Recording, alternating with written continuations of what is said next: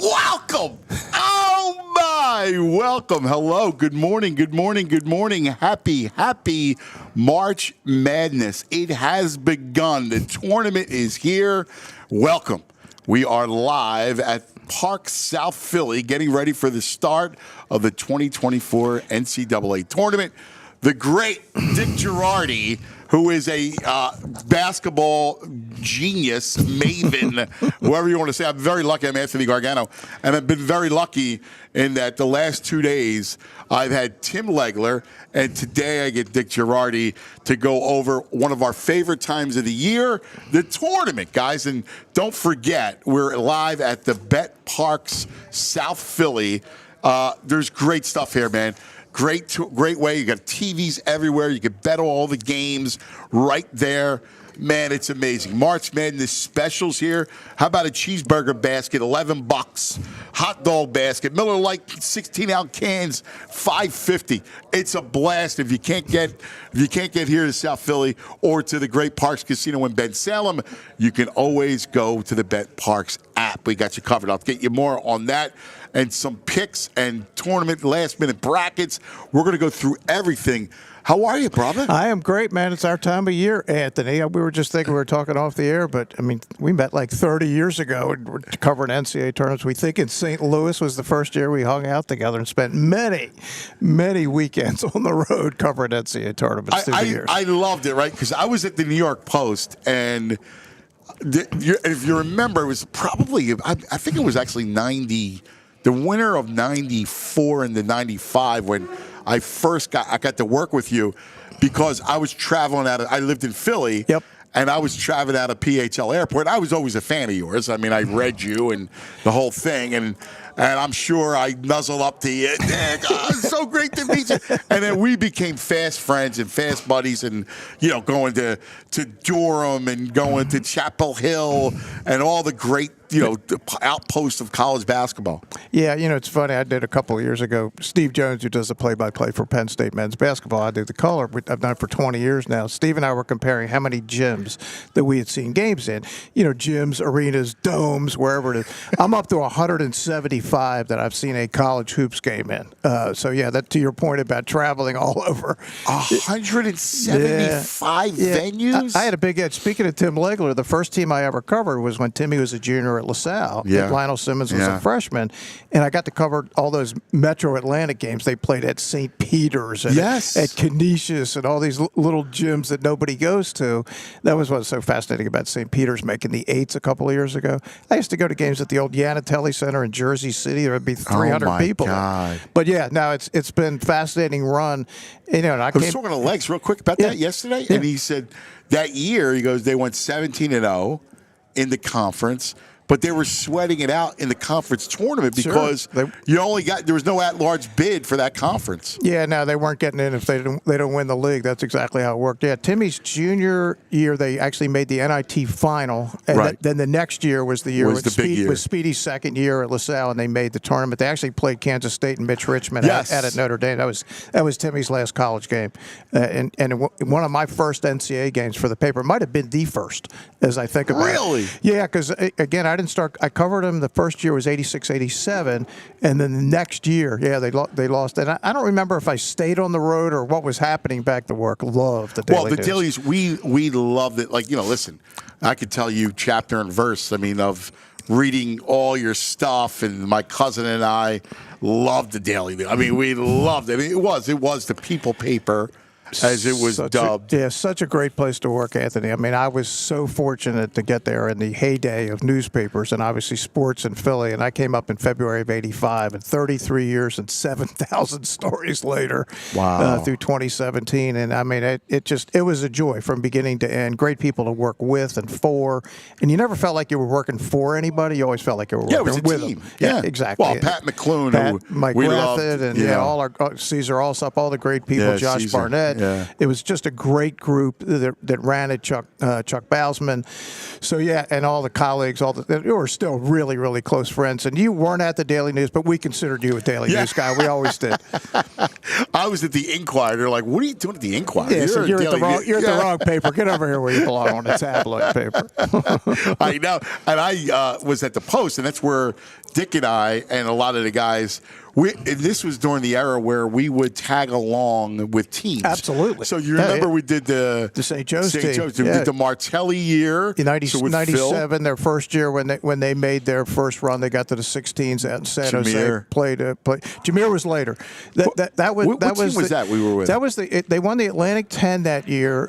They were kind of, nobody expected them to do much of anything. It was Oklahoma State, right? That was later. Yeah, Jameer came to St. Joe's in 2000. After winning a state title at Chester High School. Yes. But I'm with a historian right now. Rashid Bey was a star player for that team. He was a starting point guard. And they won 2 NCAA games out in Salt Lake City, beat Boston College in a great overtime game. It was so funny. They shot like 43, St. Joe's did. And the BC coach, Jim O'Brien, says, "That's not how you play basketball." But Phil was ahead of his time. He'd already figured it out. He really was, man. It was a different style. He brought into it. Arthur Davis from South Philly was on Ya Davis was on that squad. Dimitri Dumani. They had some very good players. Their problem was their next game in the Sweet 16 was against that great Kentucky team. It was Rick Pitino's last Kentucky team, and they played them in San Jose. It was one of those. It was a late game, like maybe a Thursday night game. And it's like 5 minutes into the game, you're looking around and going, it's not happening. No. You could just see it player for player. Sometimes it doesn't take long. You can realize this is not a good matchup. And you could just see, one of the things that you have always, one of the things I loved talking basketball with you, and the tournament illustrated all that, was your prowess of seeing matchups. Because the whole game, all sports, we talk about it could be football, whatever it is, it's always the matchup, right? It's always styles make fights is a long-standing thing in sports, and that's what it always, especially this time of year when you play in teams that you don't know, that you don't see, you've never played. And it's fascinating to watch the coaches in action. And I got a chance up close. Phil Martelli was great at that. He would let you in on all the sessions. You could watch him with his team as he was explaining, here's what we're going to do. I mean, I sat in hotel rooms in the middle of the night with Phil watching film. And then even last year, Anthony, I was just telling you this off the air, but Penn State was playing in Des Moines last year against Texas A&M, and they were down maybe a 5 or 6 point dog in the game. And watching Micah Shrewsbury, and him breaking everything down. By the time that game was being played, I knew what was going to happen. He had figured it out. He knew what their defense did. He had the right players, and it was a great matchup for them. That's why I'm going to tell everybody I think Nebraska's a great matchup for Texas A&M. Tomorrow for the same reason. They play a similar style to Penn State last year. Shoot a lot of threes. Ball moves from side to side, and Texas A&M is basically they're like a kid's soccer team. They want to find out where the ball is. Well, once they get to the ball, if you can get that ball moving to the other side of the court, you're going to get wide open threes. I'm sitting here, right, and you're saying that, and all that. My biggest frustrations as a youth coach this past season. So I'm wearing my St. Margaret's. My man on the sidelines. Are you calm with the referees? How are you? Right? Yeah, I'm shaking. I'm loving everybody. I can't listen. I don't want to be like extra side. Like, look at Anthony freaking out. There were a couple times I'm like, how could you make that? Of course. But the kids follow the ball. Yes. And I'm like, no, you can't follow the ball. And on both ends of the floor, they want to follow the basketball. Of course. And it's like, no. I need you. The only way you properly space a basketball court is if you stay in your spot. Yep. All right? Don't follow the basketball.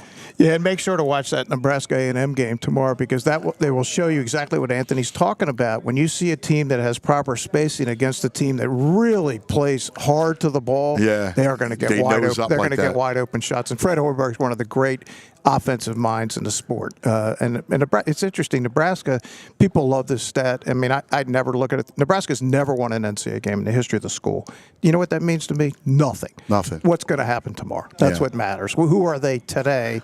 And all that history stuff is nice to talk about, but it really doesn't matter. Well, and that's kind of what this whole tournament's about, right? Like, you see you see the Blue Bloods.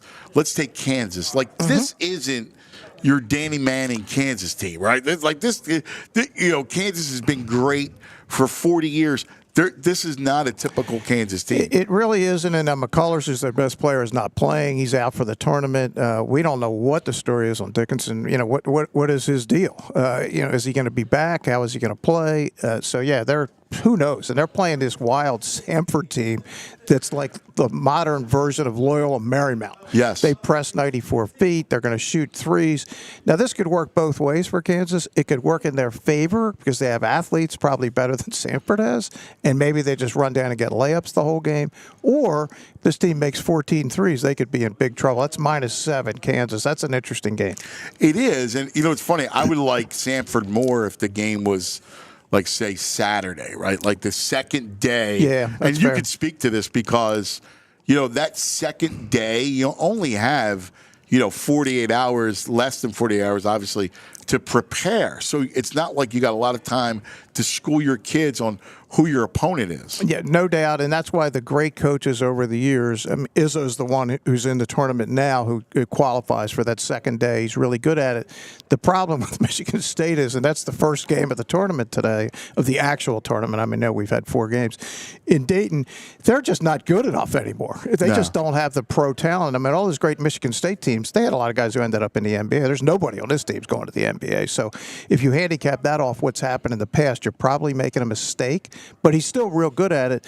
But it's funny, Anthony, after doing Penn State now for 20 years, I can call out every Michigan State set. I know what they're going to do. Wow. But it's easier for me because I've seen so much of it versus a team, whoever they're going to play in the next game is not, well, it's going to be a 1 seed. That's their problem. I don't think they're going to last very long. Yeah. They could go today against Mississippi State. They could. In fact, I like Mississippi State. They're okay. I actually think that's a team. So let's do this a little bit. Yep. Let's go into and I want to kind of go through some of the brackets. Let's start. Sure. Actually, let's go with some of the games first. Yep. On the BetParx app. So I urge you. I'm going to do this live. We're going to take a look at the BetParx app, and I want to go through some of the games with Dick, and then we're going to wind up going through some of the brackets and who we like, and you can always kind of amend that sort of thing, and then we'll get into some college basketball stories. I love this time of the year. We can tell some stories and give out some games. Yeah. All right, so let's go through. Let's go look at the early games. Yep. And we get started, as you said, Michigan State, Mississippi State. Yep. Right now, Michigan State is 1.5.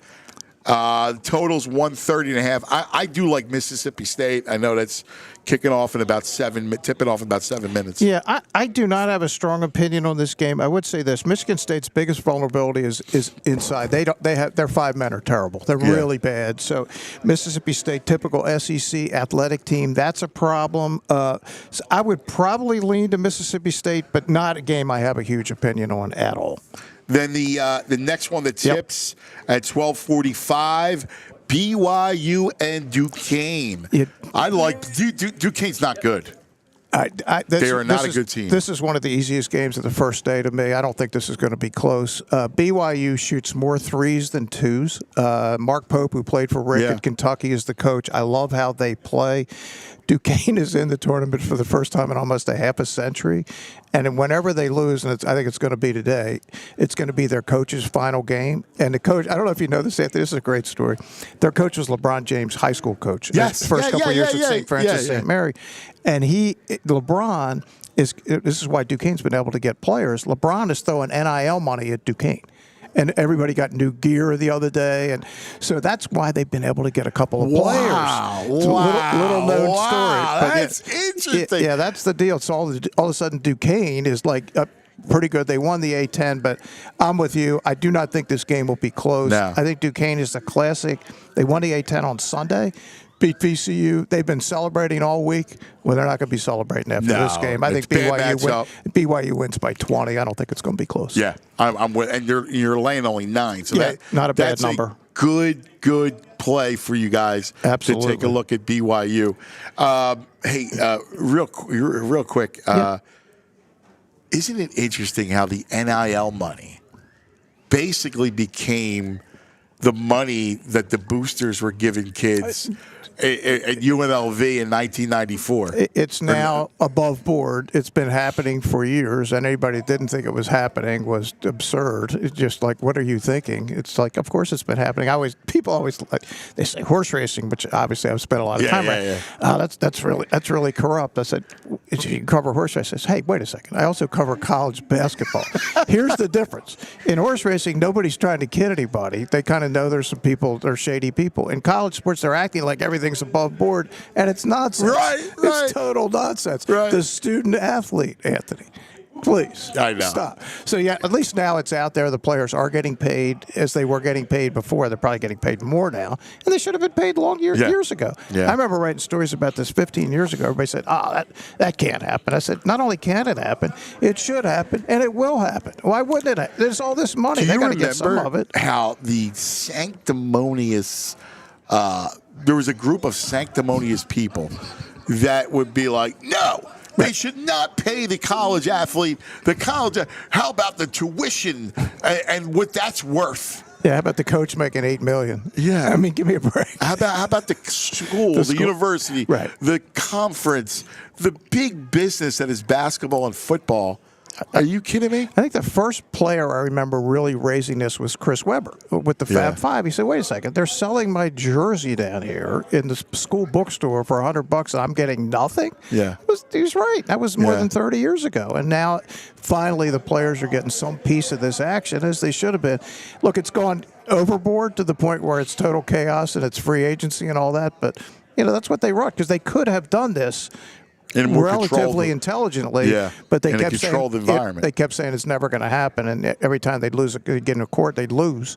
And now finally here it is. It's total mayhem, free agency. Can it work in college basketball? Fair. Listen, we're excited. It's the tournament, so we're geeked up. But let's be honest for a second. The college basketball is taking a hit. I mean, I'm looking at Jay Wright. And there's a reason why Jay's out of this thing. Right? He's on television, not on the court anymore. Right? He saw the future. Yeah, I mean, you see this stuff. And it's probably its most down. Like, the women's game has completely, risen. One player has changed the entire dynamic of women's college basketball. Yes. Absolutely. So my question is, though, because of the NIL money, you're going to get kids that'll stay. And to me, the biggest thing that hurts the sport is the one and done. Like, if you get a bunch of kids playing together for 3 years, all of a sudden the quality of basketball is better. Yep. Players. That's the thing. The idea of identifying players is a big problem for the average fan. There's no doubt. And the transfer portal and NIL are the reason you got Florida Atlantic and San Diego State in the Final Four last year. You got teams, they never would have had any opportunity, but they were teams that stayed together. In fact, Florida Atlantic brought their whole team back. Yeah. That would have happened many times for like the power teams before, but now it doesn't happen. Either they're gone to the NBA, or there's more money somewhere else, and it's just so hard. Like, I mean, think about this. Villanova redshirted Dante DiVincenzo and Mikal Bridges. You'd be laughed about if you tried to redshirt almost anybody today. And I think it is the reason Jay Wright, Coach K, Roy Williams, other legendary guys said, I'm not staying around for this. No. Not the same sport. It's unfortunate. I'm thrilled that the players now have some power, because they should have had power all along. But right now there's no regulation, there's no rules, anything goes.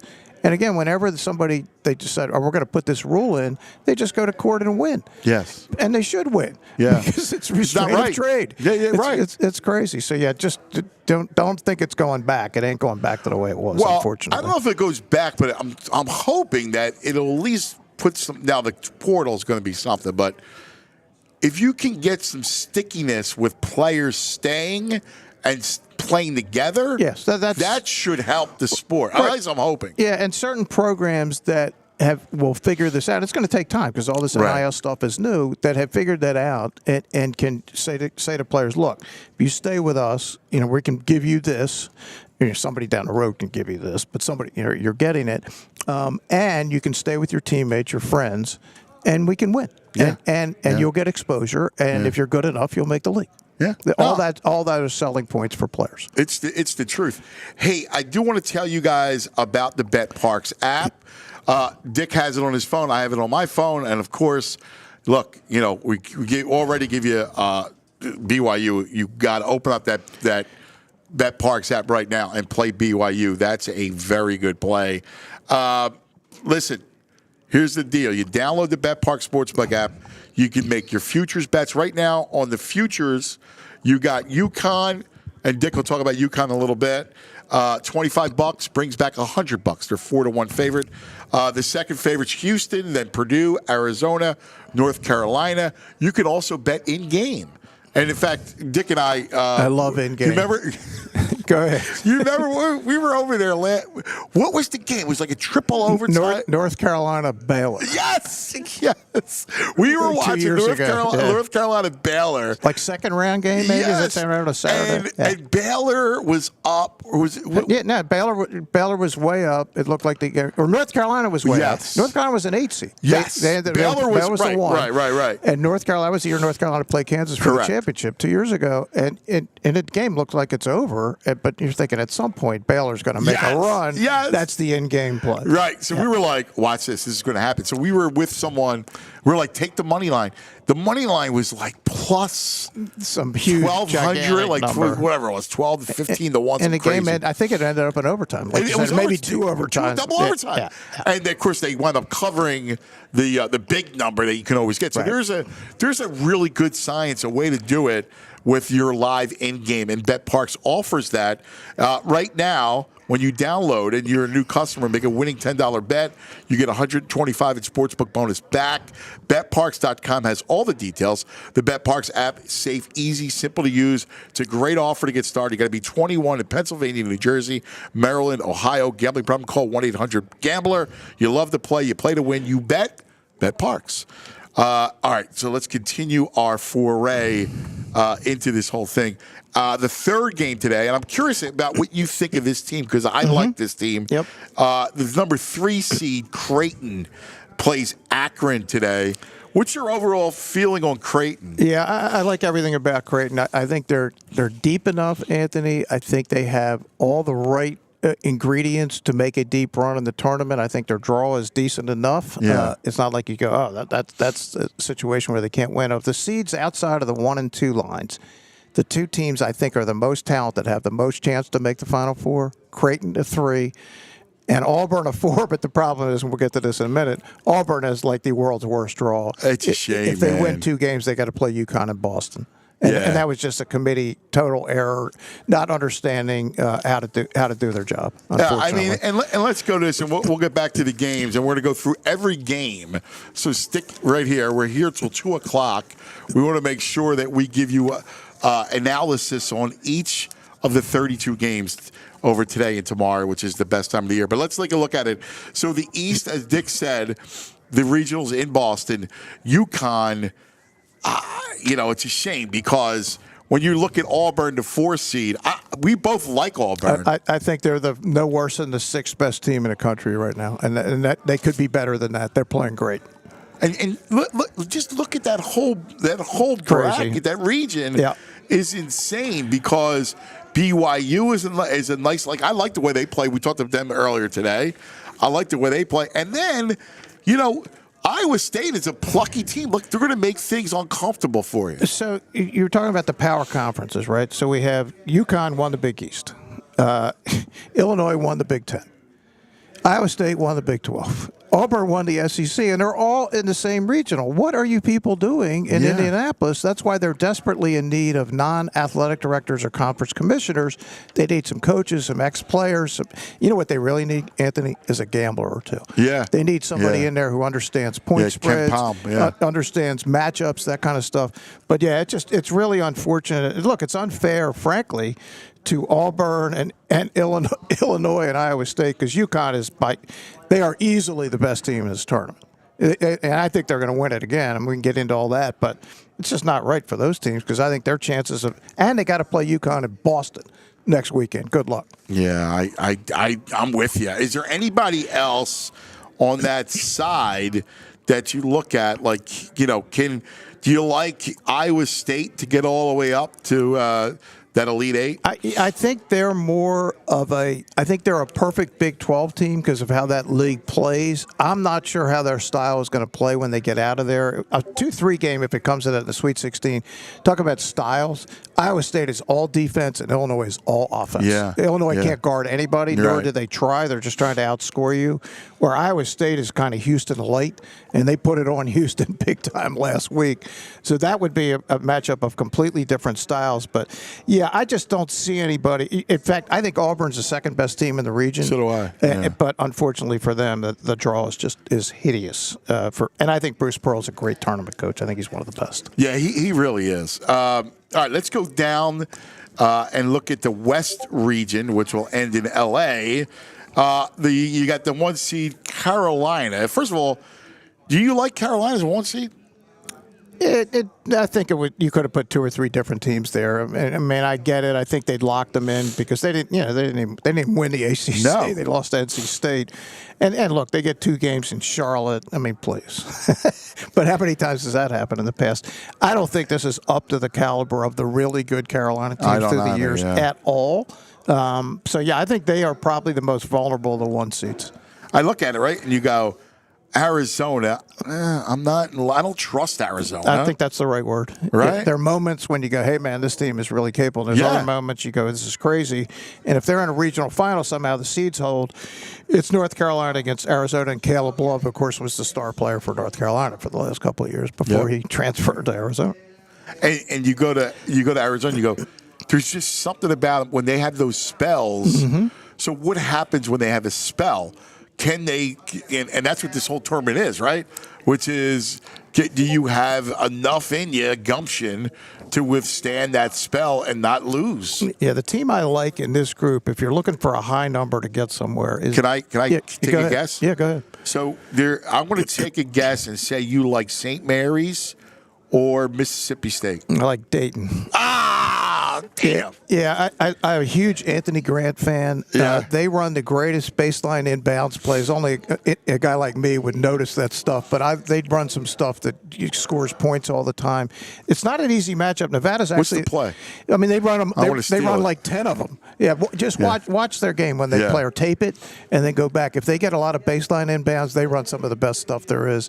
And remember the team they had a couple years ago with Obi Toppin in 2020. They could have won the championship, and of course that was the year there was no tournament.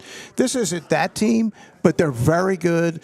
They're tested. They played against good teams. They do not have an easy matchup with Nevada today. Nevada's actually like I think Dayton's -1.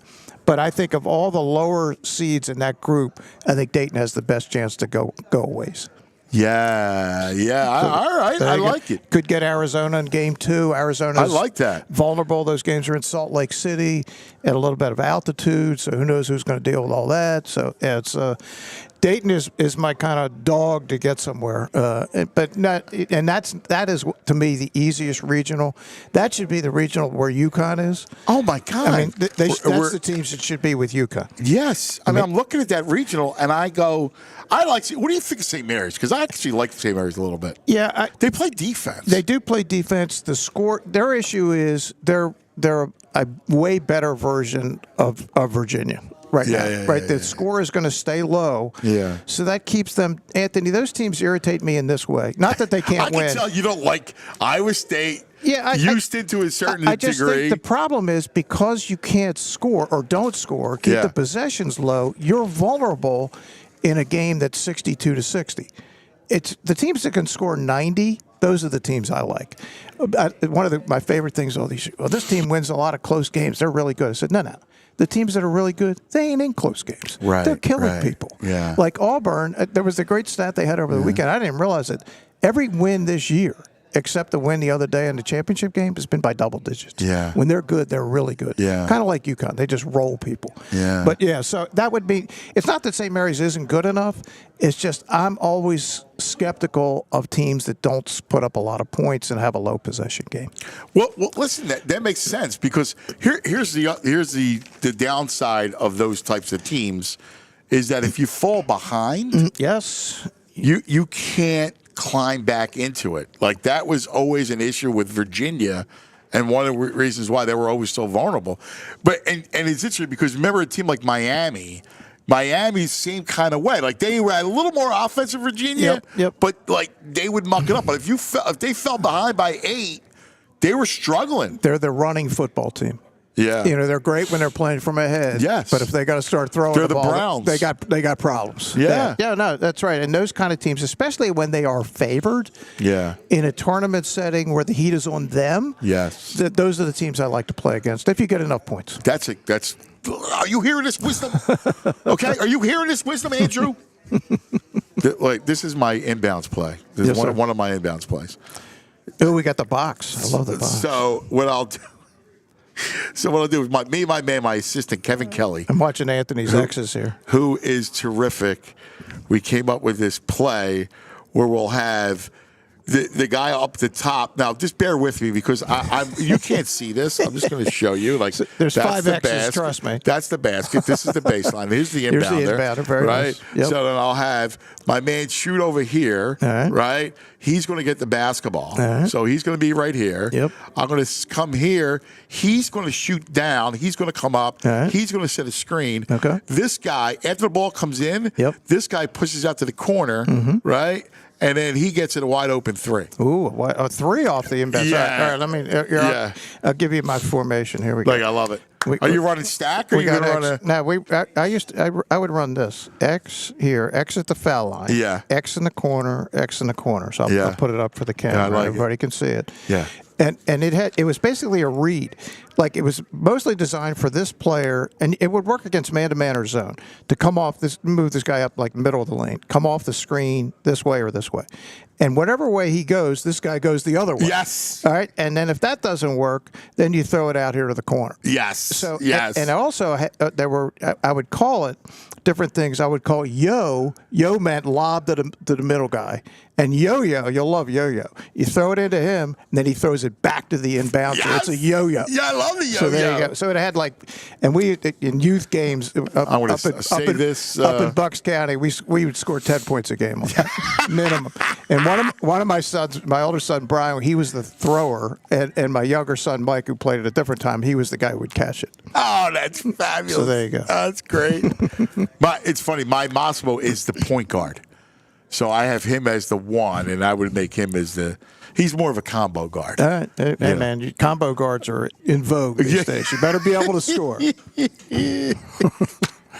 But, it's what I love about basketball and football. Like, the X and O of it is just beautiful. Like it's the beauty of the game itself. Absolutely. And I'm sending Anthony, I'm going to email him here in a minute, the UConn offense. There's this great YouTube, Jordan Sperber is a Villanova grad, puts out this great stuff, and you get to really see how this UConn offense works. And it's designed, I just found out yesterday, I didn't realize this, by Luke Murray, who was Danny Hurley's assistant coach, who was Bill Murray's son, who's probably ready to be a college head coach pretty soon. Wow. And it's futuristic what they do. Really? And one of the things they do, Anthony, because they have so much movement, and when people get a chance to watch UConn, the defenses in the second half are worn out just chasing these guys. Yeah. That's why their second halves are so dominant. Remember the tournament last year? Yes. You could hang with them for about 20 minutes, and then you go, and again, it's not Especially, like again, it goes back to that second day, too, like when you're playing that second game of the weekend. Yeah, it's not like Loyola Marymount from the 90s. They don't play that way where they're trying to score 125 points. In fact, their possessions take a long time when they're on offense because there's so many options off of what they run. But if you're chasing it, you really get tired over time. Yeah. And that's one of the inside the magic of what UConn is doing right now. That's fascinating. And they end up with just wide open shots, dunks, and man, if you just miss one thing, if one of your guys two go to one player, well, the other guy's going to come wide open. Or do you almost think that they're being, and it's because of the nature of the tournament itself, and we have a natural bias toward these stories and underdogs and Cinderellas and the whole thing, but it's almost like they're not getting enough respect. Even though people are picking them, they're like almost begrudgingly. I don't think they get enough love how good they are. Yeah, and they don't have a weakness. Like even some of the other one seeds, you can point out and say, all right, well, there's days where Houston's going to score 50 points, and that could be a potential problem. Purdue is way better than last year's team. And last year's team, their vulnerability, they had two. One was they couldn't shoot threes. They were 32%. This year, they're over 40. They're second in the country. And also their two guards, their freshman guards, were worn out by the end of last season. That's not the case this year. But their vulnerability is they have two of their starters, their shooting guard Lawyer, and their four-man who just really they can't guard anybody, and that's a problem. But they can shoot threes. They're more athletic than they were before, so they're certainly a more dangerous team, and they have a way easier road. They're not losing to Grambling like the Dickinson last year, and they're in Indianapolis and they're in Detroit. But they have some vulnerabilities that a team like UConn does not have. Yeah. Because you say, what's their Achilles heel? I don't see one. You look at if they don't have a bad shooting night, they can hold you to 55 points, and win anyway. So these other teams can't do that. Yeah, it's so interesting, and it's funny in a year where, in an era, I should say, where you don't have a lot of where it's all parity.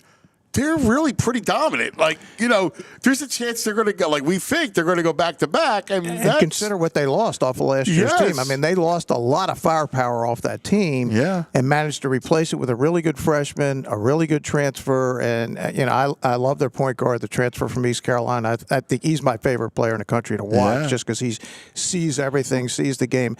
And Dan Hurley's a nut. I mean, he's a stone-cold nut, but he's a hell of a basketball coach. And, of course, his dad was one of the greatest coaches of all time. I tell you love this story. I tell you Dan Hurley's story at the Palestra when he's coaching Wagner. He's playing against Penn one night at the Palestra, and Danny, before he got the Wagner job, was the coach at St. Benedict's in North Jersey. His star player was Zach Rosen, who was the point guard at Penn. So I'm thinking, he'll be respectful of Zach tonight. The game's like 10 seconds old. He starts yelling at the referee. Zach's palming the ball. Zach's walking. I'm thinking to myself, yo, Dan, you know where we used to sit at the Palestra, right over the visitor's bench. God. I'm thinking, this guy's nuts. He's going off on the guy who basically got him the college job. So toward the end of the first half, he's complaining on literally every call. He's going crazy. Finally, there's a call that goes his way, but he thinks it doesn't go his way. So he takes his towel, he throws it up in the air, and I catch it. and I go, yo, coach, they called it on the other team. He goes, oh, and I hand him the towel back. But, I'll be honest with you. That day, I didn't see him as this great coach. Right. But give him a lot of credit. And I've talked to people who covered Tom Lucci, who covered for years at the Star Ledger, covered him at Seton Hall, and said even then you could tell he saw the game differently than everybody else. What a great background to play for his dad at St. Anthony's. Well, is it? I was going to say that family.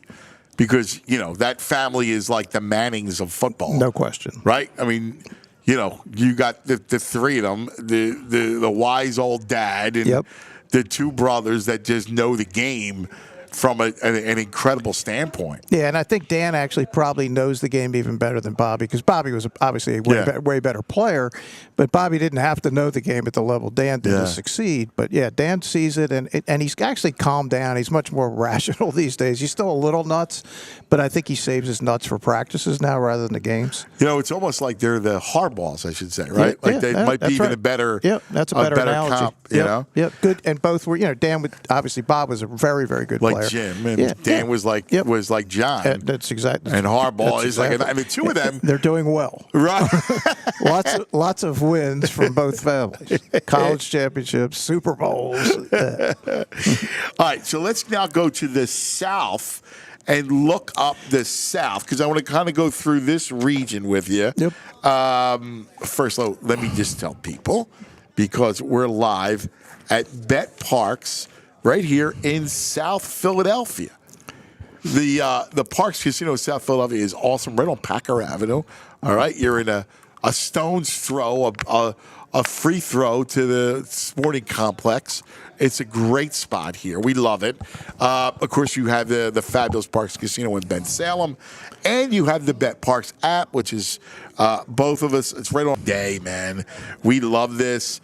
We went through it. So the next game that tips is in a minute. It's Duquesne BYU. There's still time to get your BYU bet in. Get it in now, man. All right. Creighton's a 12-point favorite over Akron. That's coming up a little bit later. And, of course, Oregon is a 1-point favorite against South Carolina.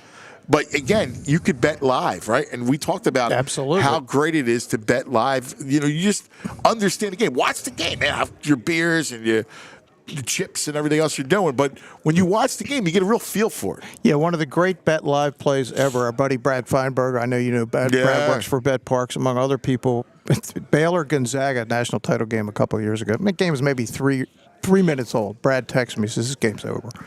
And he just started betting Baylor and never stopped. Yeah. And whatever the number was, and they never didn't cover the number that was up on the screen. And they were the dog in the game. Yeah. So, yeah, if you understand the game, because sometimes, as good as the algorithms are, they can't keep up with the human mind at that point because they're looking at strictly numbers, what's the score, right, where maybe you see something out there, hey, you know what, these 5 are better than those 5. Yeah, and they don't adjust it because you're always going to go. You're always going to just go, all right, well, it's an 8-point game, and the favorite is equal. That equals 5. Sure. And it's whatever, and it's going to happen with whatever game it plays like that. That's the one edge you have. Right. If you study this, you understand what you're looking at. And that was a classic because remember Gonzaga had won that crazy double overtime game against UCLA in the semifinals, the late game on Saturday with Jalen Suggs making that shot.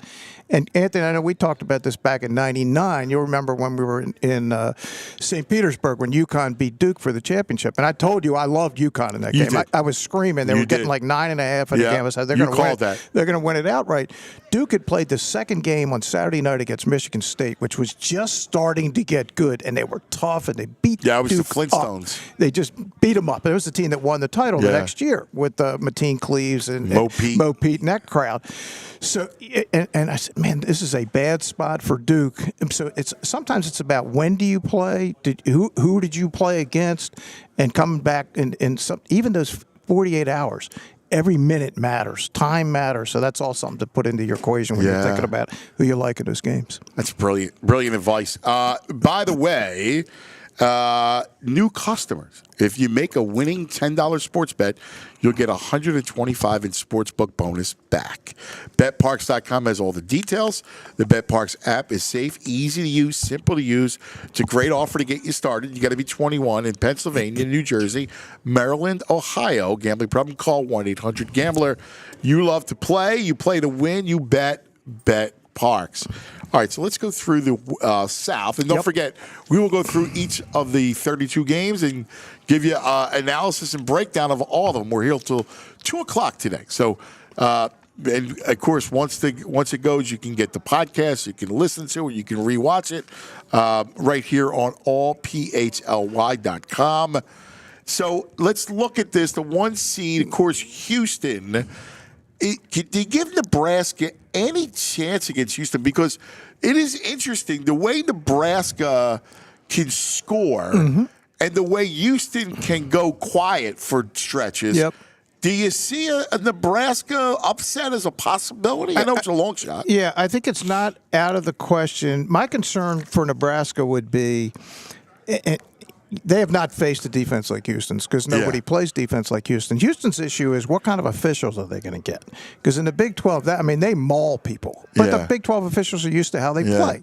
So do they get officials that are going to call like an NBA game? Then Nebraska's going to shoot 50 free throws. So that's if they get, obviously they got to beat Texas A&M. I'm conceding Houston over Longwood. But Kelvin Sampson's a fascinating guy, Anthony. When he was in college the first time at Oklahoma and then Indiana, I never really thought he was much of a coach. I did. Really? I did. Yeah. I liked him personally. I thought he was a good guy. I thought his teams, you put them in certain positions, he just couldn't deal with it. Well, he went after he lost his job at Indiana because of the because what now is kind of a joke of a scandal that he was calling players when he should have been calling them. Now you just laugh at something like that. He went to the NBA and he learned a lot about the sport. And he came back. He's a brilliant coach now. He's totally different. So interesting. Yeah, and he just, I mean, there were things, I think it was easy for him for a long time. Get really good players, throw the ball out, and you win. But I think he changed. Give him major credit. Some guys never adapt to the game. He definitely adapted to the game. So, yeah, I enjoy Houston. I love how they play defense. Nobody plays defense like them. They're like UConn on defense. Yeah. You watch them play. They blitz everything. You're drop coverage. There's no drop coverage in Houston. No. They're just going after you. You better make quick decisions, and you better make them for 40 minutes. I didn't see the Iowa State game. I don't know what happened. That was such a bizarre score to me that they got drilled in that game. Yeah. That I don't really understand what happened. I got out of hand. I only watched a little bit of it. And there was another game that was going on. I think it was a Big Ten game or somebody I was watching. Yeah, it was just bizarre. But, I mean, they're legit. I give Nebraska a chance, and I do like Nebraska over Texas A&M in the 8-9 game. Both those games are in Memphis tomorrow. Here's an interesting game people are going to be in that same bracket. Wisconsin is playing James Madison, and James Madison 31-3. They started their season, obviously. They won at Michigan State.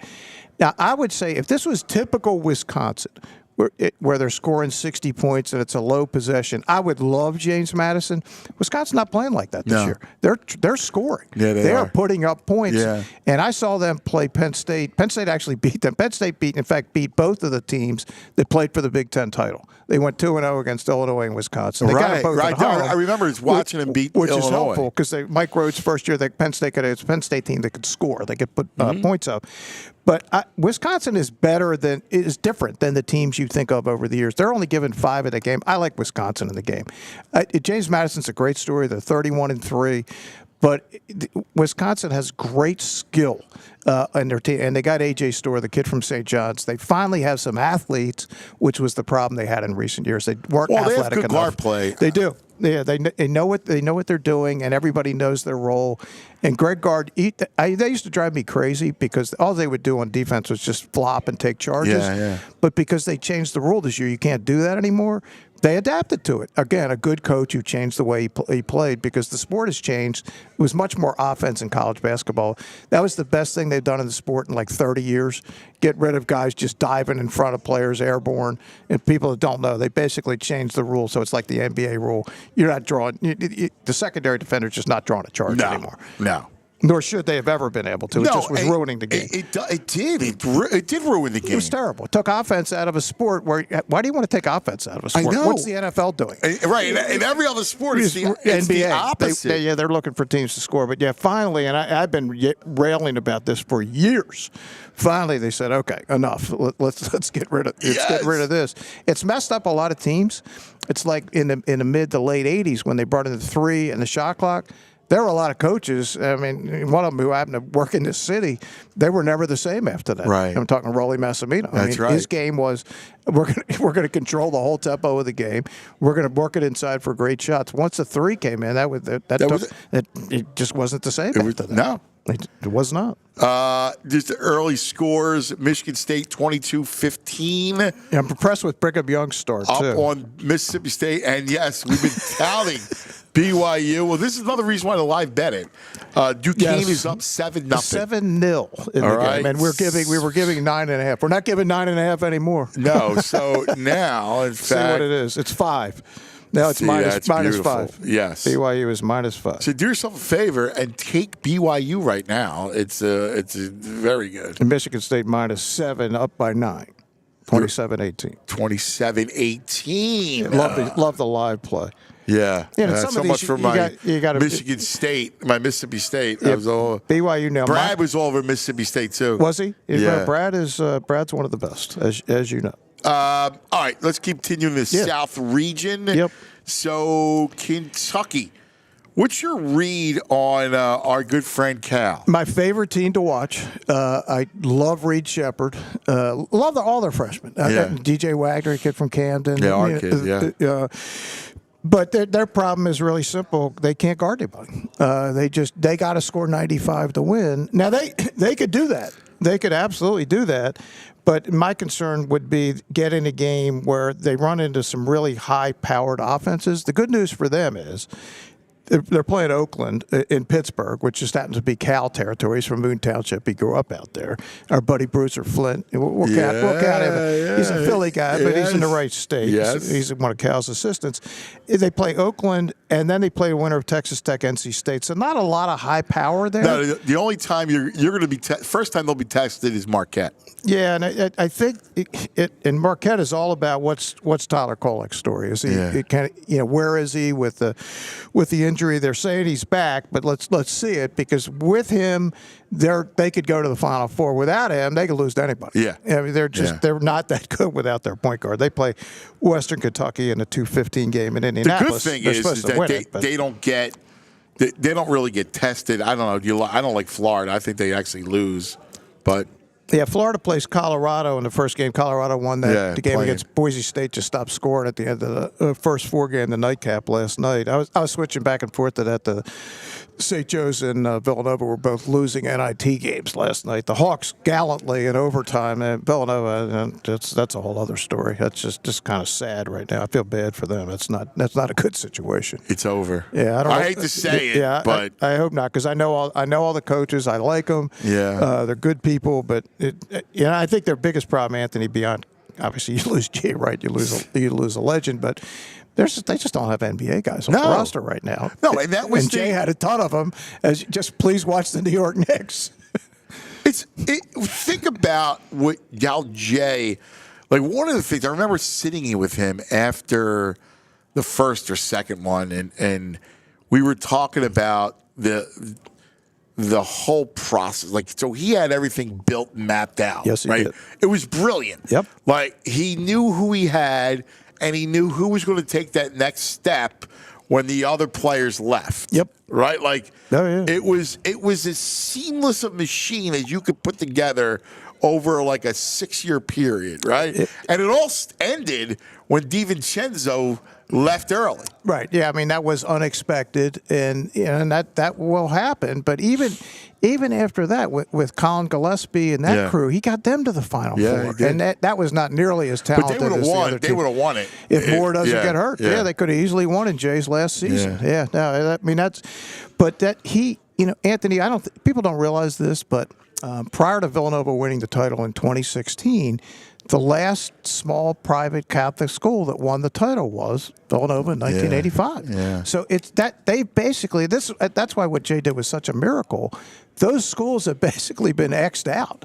I mean, you give Creighton and Marquette some credit, and the reason Creighton and Marquette got good is they had to hang with Villanova. Yes. Because the program they built. And that's why the Big East has become – I really wonder when it broke up, could they be the same? That's all credit to Jay Wright and Villanova. Totally. And because everybody else said, oh, my God, because they dominated the league. Fox. Well, there's that. Yeah, Fox threw some money at him. Very helpful. Timing was good. And now, of course, UConn. That was a brilliant move to bring UConn back into your league. It was a brilliant. They're one of the name brand programs. People don't realize this either. In the last 25 years, the team with the most national titles was UConn. Yeah, they've won 5 since 1999. Isn't it amazing? Yeah, I mean, you think of North Carolina or Kansas or Duke, but they've been at least they didn't always make deep runs, but when they made deep runs, they won it. I know. Let's look at Duke. All right, where are you at with Duke? Not in love, but I think they're dangerous. I think they're dangerous because of where they are. But they don't have, to me, Anthony, like the major stars that they've had in some other years. Like when Kyle Filipowski is your best player, and he is their best player, and he's a decent player, he's not. I mean, think of some of the names that we watched come through that program. He isn't. He's none of those guys. None of those guys. Right. So I think that they're good. They're good, but vulnerable. And in a year where, to me, there's one great team, and other than that, anybody could get through in some of these regionals. So Duke is certainly live. But let's look at them. Yep. Where does it end? I mean, obviously, you have a collision with Houston. Yep. But can Wisconsin take them out? Probably not. I think Duke probably has a little more firepower in that game. But again, Wisconsin plays, even now, Anthony, they play a unique kind of a style. They don't play as slow. They're looking to score a little more. And finally, for the first time in memory, since there's my memory's not the right word. Since the two Final Four teams that Bo Ryan had, they have actual athletes and guys that potentially could play in the NBA. That's been their problem over the last few years when they get into against more athletic teams. Now, Duke would be the more athletic team there, but Wisconsin would not be without a chance. All right. Thank you.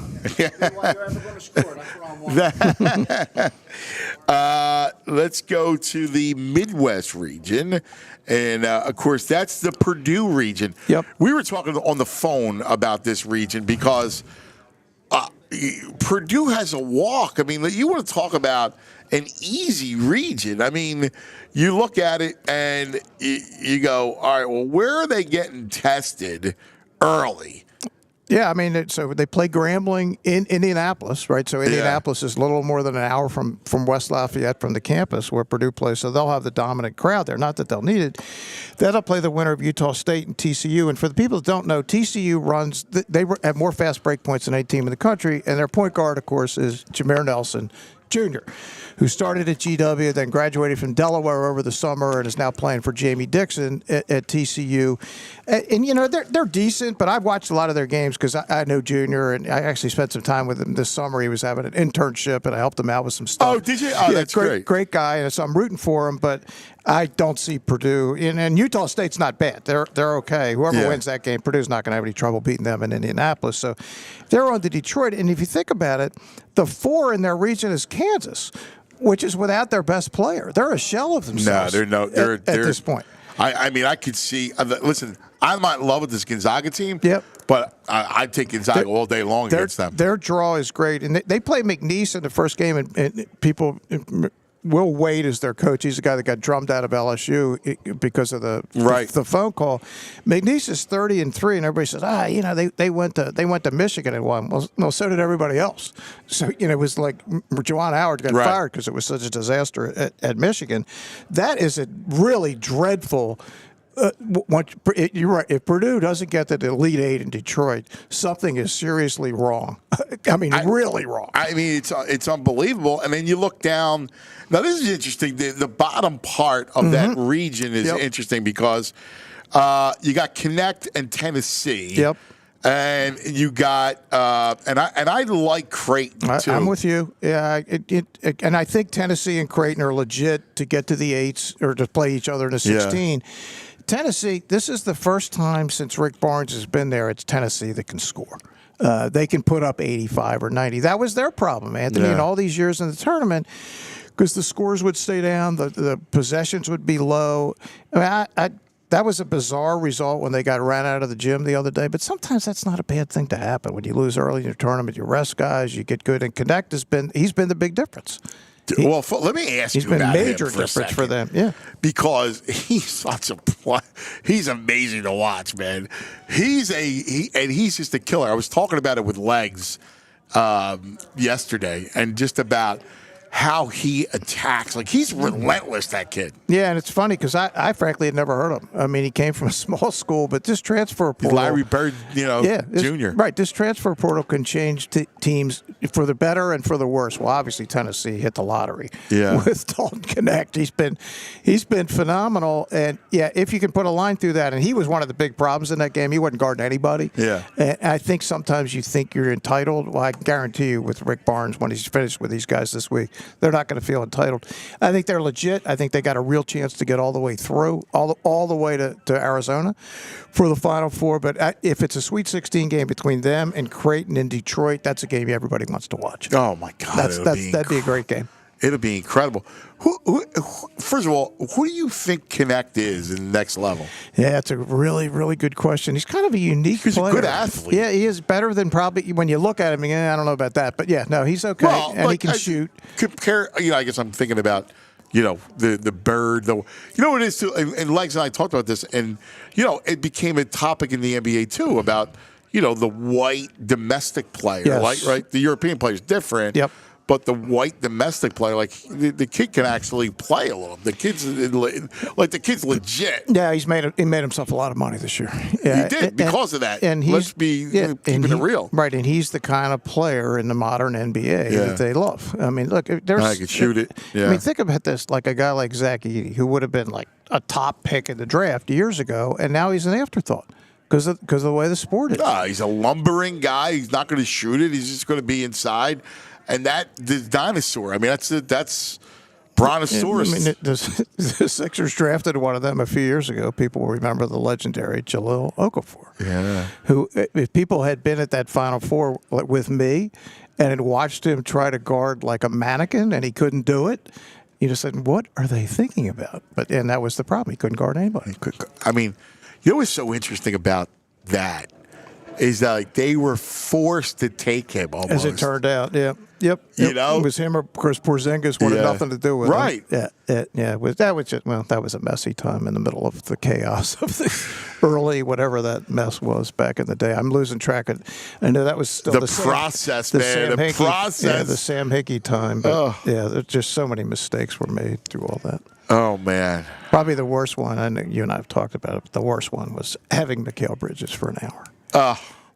He was the perfect player for how they played, and he was perfect. And that was one. Of course, the Devon, who I love here at PHLY, covers the Sixers, and we've been together forever. I love Devon, and that's his cousin, and we were all talking like, it was so perfect. You needed a wing. They forever have been correct wingless. Yeah, and who do you have to beat to get out of the East? All thighs. Tatum and Brown. Yes. And they've never had a matchup for either one of them, and Mikal Bridges could have guarded one of them, and he can score, and he's a great kid. And there's been a lot of mistakes made. That would be right at the top of my list because you actually did the right thing and then blew it. I don't understand it. I don't. I can hear Brett Brown. Zaire, who had one skill, dunking. Yes, it's a nice skill, but they were really enamored. It wasn't even Zaire; they wanted to pick. No, I got so sick of picks. At some point, you actually need players. Thank you. But like that pick was like their unprotected. Yeah, from Miami or somebody. From Miami. And they were going to be bad. Well, Miami's never bad. Never. They know what they're doing. Never. They found out a way to be good. But anyway, that was of all the ones, that was the one. And I know Mikal to this day is still unhappy about it. Of course, and understandably so. Of course, he is. He played in your building. What are you doing? Your mom worked for you. Right. What are you doing? I know. Oh, man. Yeah. As we begin hour number 2 here, let's kind of reset the stage. The great Dick Jerardi, I'm Anthony Gargano, and this is PHLY Bets. We're live right here at Park South Philadelphia. We love it. Like, people don't know that this is an incredible spot. Right on Packer Avenue, you could throw a football and hit the stadiums. I mean, literally, if you got a decent arm, you can do that. And we're right here in the middle of the action. So you're going to a game, you're stopping Phillies next week, like you're stopping by the Phillies, stop here. Right at the baseball next week? Yeah, baby. How did that happen? Thursday. Oh, my Lord. Opening day, wow. 1 week from today. Yeah. So the tournament's late this year. Yes, it is. And baseball's early. Yep. So we actually get baseball and the tournament in the same day. It's going to be. I like it. Yeah, I know. I do too. I love it. Good time. And then, of course, we'll be heading into Dick's area of expertise, his second area of expertise, That's right. which is horse racing. And here you can play all the ponies. Absolutely. Any track in the country, come on here and gamble on it at Park South Philly Turf Club. Yeah, it's a lot of fun. So if you can't come to, the great Parks Casino in Ben Salem, right here is perfect for all your sports and all of your horse racing. You can do it right here. Or the app, we talk about it all the time, the Bet Parks Sportsbook app, live in-game. So where do we stand? Duquesne 17-10, and our boys from BYU are scoring a point a minute, which probably isn't good enough. At some point they need to start scoring. No. They're now -2. Michigan State 31-24 over Mississippi State. I believe that game might be at halftime. Yeah. And Michigan State is now -6. They started at 1.5. I'll take Mississippi State to win the game. Ooh, you're going to take them outright on the money line. What's the money line? I'll say +3, +280. +2, but only +200 at the moment. Oh, really? Yeah, they're not giving anything away here on Bet Parks. Come on, people, give us a better number. What are we doing here? So don't forget, you can bet live on the Bet Parks app. It's so much fun. All the stuff, futures bet whoever's going to win the tournament. You can do it right here. In fact, UConn, we've been talking about it. You can still get them at 4-1. I mean, it's not sexy, but $25. I mean, you're still going to bring back 100. You can do a lot of worse, and they're a really, really good team. They probably should be laying money. They're not 4-1. Yeah, I would say this: if they were in like any of the brackets other than the one they're actually in, I don't care what the price is. Yeah. But they put them in a brutal bracket. I mean, as we were going through these other brackets, I mean, if they were in this bracket with Kansas as the 4, I mean, you couldn't put. I just don't know what this committee was doing. As we mentioned, there's 4 conference champions as the top 4. What are you doing? I don't. It frustrates me. No, Anthony, it's been frustrating me for years. When I wrote at the paper, look, they're nice people. I've been there. I've been in the room where they've done the mock selections.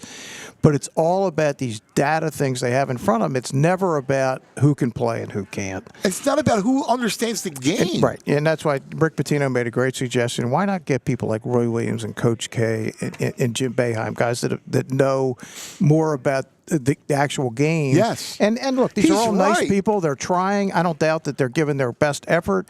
But it's, I mean, that's why. It's not about trying. Like you said, I mean, come on. Right. We got a lot of money riding on this thing. It's a huge deal, this sport. Yep. It's March Madness.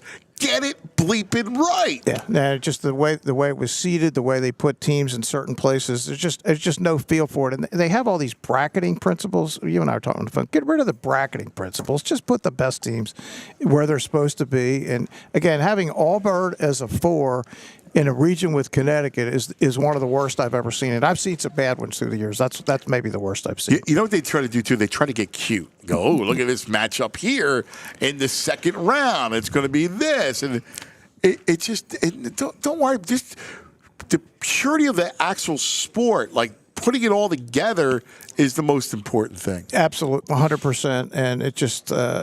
Again, if we could change anything about the tournament, it would be that. It would be just having a committee that's more in tune with the game. Anthony, one of the things the committee chairman said, it seemed like a really nice man. He said, look, a game in mid-November is important as a game in mid-March. No, it's not. Especially not now. No. With the transfer portal. Ridiculous. And these teams that develop over time. Look, I used to, every time before a season would start, like say Penn State, the first 2 or 3 games they would play, I would look at tape of the teams from the previous year. I don't bother. Right. It's pointless because it's not, all the players are different, once the season starts. But and you watch, I saw Jim Laranaga's team 2 years ago. They were up at the Jordan Center at State College playing Penn State. I said to Steve Jones, my play-by-play guy, I said, they're terrible. They ended up in the Elite 8. Yeah. They were terrible then, but over time they got better. Yes. Yeah, and especially with transfers. So that's why they need to change the whole way they look at this and modernize it. And look, if you don't adapt to anything in life, you're going to fall behind. That whole governing body needs to just go away. Yeah, they're on their last legs. I mean, look, college football is about to just. They were irrelevant in college football, and someday, fortunately and unfortunately, one day they're going to go, why do we need the middleman? For the people that don't know, the NCAA, which has this giant edifice in Indianapolis, 95% of their operating budget comes from the men's basketball TV revenue.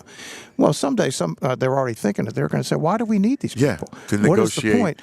The problem then, of course, is if that happens, then you're not going to see Florida Atlantic. You might not see St. Joe's. You might not see LaSalle. All these schools might just get run right out of the tournament, which none of us want because that's the fun of the tournament is the first couple right, rounds. That whole aspect of it. Yep. What do you think about – well, I want to finish this, and then I want to ask you about people doing everything else, like looking at, expanding the tournament and the whole thing. But let me look at this first because I want to tell you that there are some of the odds. We're going to go through every other game starting in a moment, so we'll give you some picks like Illinois 10.5 at Morehead State, Oregon's 2 over South Carolina, Nevada won against Dayton. I guess my man over here likes Dayton in that game. I do like Dayton, but Nevada's legit. That game is a scary first game for somebody who thinks Dayton can win a bunch of games. That's not an easy game. So, but this is all on the BetParks app. So if you can't get here, like we say, download the BetParks app. I mean, it's great. In fact, new users, if you make a winning $10 sports bet, you get $125 in sportsbook bonus back. BetParks.com has all the details. The BetParks app is safe, easy to use, simple to use. It's a great offer to get you started. You got to be 21 in PA, New Jersey, Maryland, Ohio. Gambling problem? Call 1-800-GAMBLER. You love to play. You play to win. You bet. BetParks. All right, so two things I want to cover before we start going to all the games themselves. One, the talk about expanding the field. Like we've talked about college football, and I love what college football has done for the playoffs. But expanding this field further, it seems like overkill. Yeah, I would have preferred it stayed at 64. I thought that was the right number. Look, we had the first four now for a decade, or a little more than a decade now. So I can deal with it. But yeah, I mean, there's not. I've heard 72. I've heard 80. I think we're fine where it is, Anthony. But I think it's going to be expanded, and I think the reason is for what we just talked about. These major conferences, right, who already make all the money anyway through football. Yes. They're saying, and especially now, think about now the Big Ten's going to have 4 more schools next year, right? UCLA, USC, Washington, Oregon. Yep. And they're not going to want like 6 of their teams getting in. That's only 1/3 of the league. So they want more of their teams in. Well, what's the easiest way to get more of your teams in? Have a bigger field. And my concern is it's just going to be the power conferences that get them. They're not giving an extra bid to the Ivy League. That's not going to happen. No. So that part's not going to change. The one-bid leagues are still going to be the one-bid leagues. But, yeah, I think we're probably heading to 80 is my guess. I don't know if that's the number or 72, but we're heading to something. I don't know when. I would prefer it stays where it is, but it's not really relevant what I think at this point. You know, I think it's going to happen. Let me ask you about this because college football, I thought, because we're going into a place where it's going to be the Big Ten and the SEC. It's the AFC and the NFC. Yes. And I think it provides a really kind of cool opportunity for you have this world, right? And then beneath that world is a secondary world where you can have relegation. One of the things that people love relegation, right? About it's awesome. Like in the soccer model of it, it's fascinating, right? So if you're college football and you're Vanderbilt, right? And you're not being able to, and you're competing now. NIL, there's a lot. Listen, portals, Matt Rule's a good friend of mine. You know that. His GM is a local guy, Sean Patton, who's fantastic. He was at Temple with Matt. He was in Carolina with Matt. And he's now the GM in Nebraska. And it's just like Howie Roseman. It's not like, they look at quarterbacks. Like, they looked at 2 quarterbacks, all right? They had an incoming kid, Raiola, who is one of the top recruits, fantastic as a quarterback. And they look at Kyle McCord from St. Joe's Prep in Ohio State, right? Who was at Ohio State, and Kyle was going to go in, and they like Kyle. I love Kyle. I love the family. And they looked at Kyle, and they were going. He was in Lincoln, but you know what? He got 1 more year left of eligibility. Right. You get Raiola, who you can grow with, and that was more, obviously opportunistic for Matt to build this Nebraska program. So it's interesting how the whole thing is. You can rebuild and retool no matter where you're at. Now, obviously, you don't need to be just in Michigan or Ohio State or Penn State. No, that is going to change the whole dynamic. Yeah, and look, it's why a guy like Saban got out because he saw the future. He was not unlike Jay Wright. I mean, look, will they keep winning at Alabama? Yeah, but it's other schools now have a shot if you manage what you're doing correctly, and in some ways it's like a salary cap, except there's no cap. Right. There's like whatever your university, and obviously Nebraska football, I don't have to tell you how big it is in the state. They're the Eagles. Right. It's just huge. So there will be people throwing money around that will want to get players for you because they're sick of not winning. Yeah. And so, Matt Rule is in a great spot. And obviously, Matt's a terrific coach already. We knew that. But my whole point was that it's interesting how you can build the whole thing. And, all right, so if you're Vanderbilt and you're not good, you get relegated. Yes. And then somebody in the second division moves up. And then who knows? Like, you have these upstart programs, and we saw what Deion Sanders did for making a little noise. Obviously, they needed the O lineman, but look, it's possible. It could be a lot of fun. Could you replicate that in basketball? It's possible. I mean, think of James Madison in football, right? They were playing Villanova a couple of years ago, and now they almost went undefeated in a big division this year.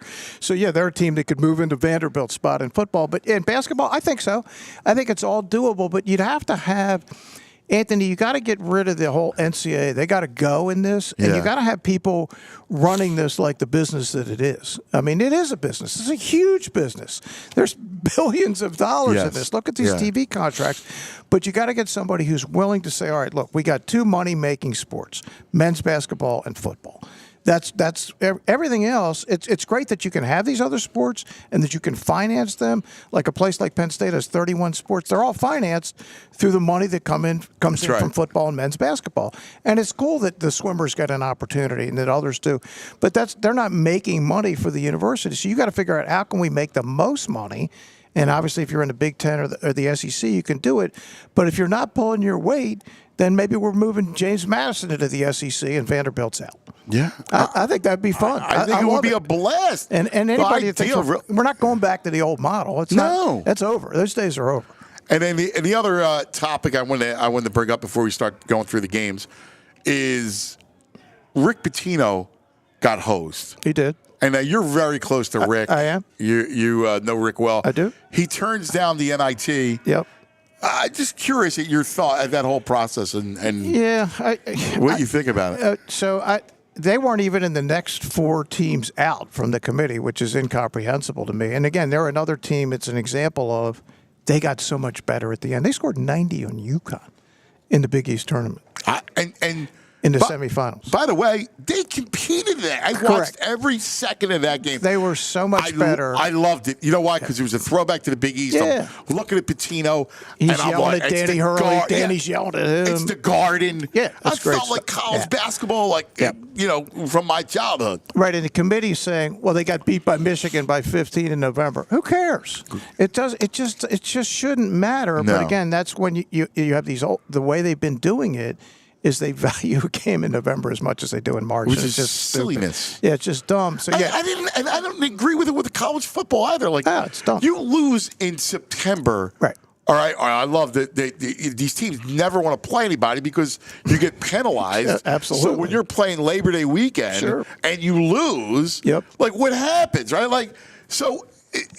We're a different team in September than you are in November. Yeah, and again, I mentioned this earlier, Rick had a whole new team, right? So they're not going to be very good at the beginning of the year. Right, you got to give them a chance to grow. But after 60 practices and 30 games, they're going to be way different with one of the legendary coaches of all time. But unfortunately, the way this thing is done, you keep them out. And I do think this, Anthony, I think they would have gone to the NIT if the finals at the NIT were still at the Garden. Yeah. My guess is St. John's would have said, okay, it's at Hinkle Fieldhouse at Butler, which is fine, but it ain't the Garden. Yeah, it's not the Garden. No, and I think they had 15 teams turn down the NIT this year.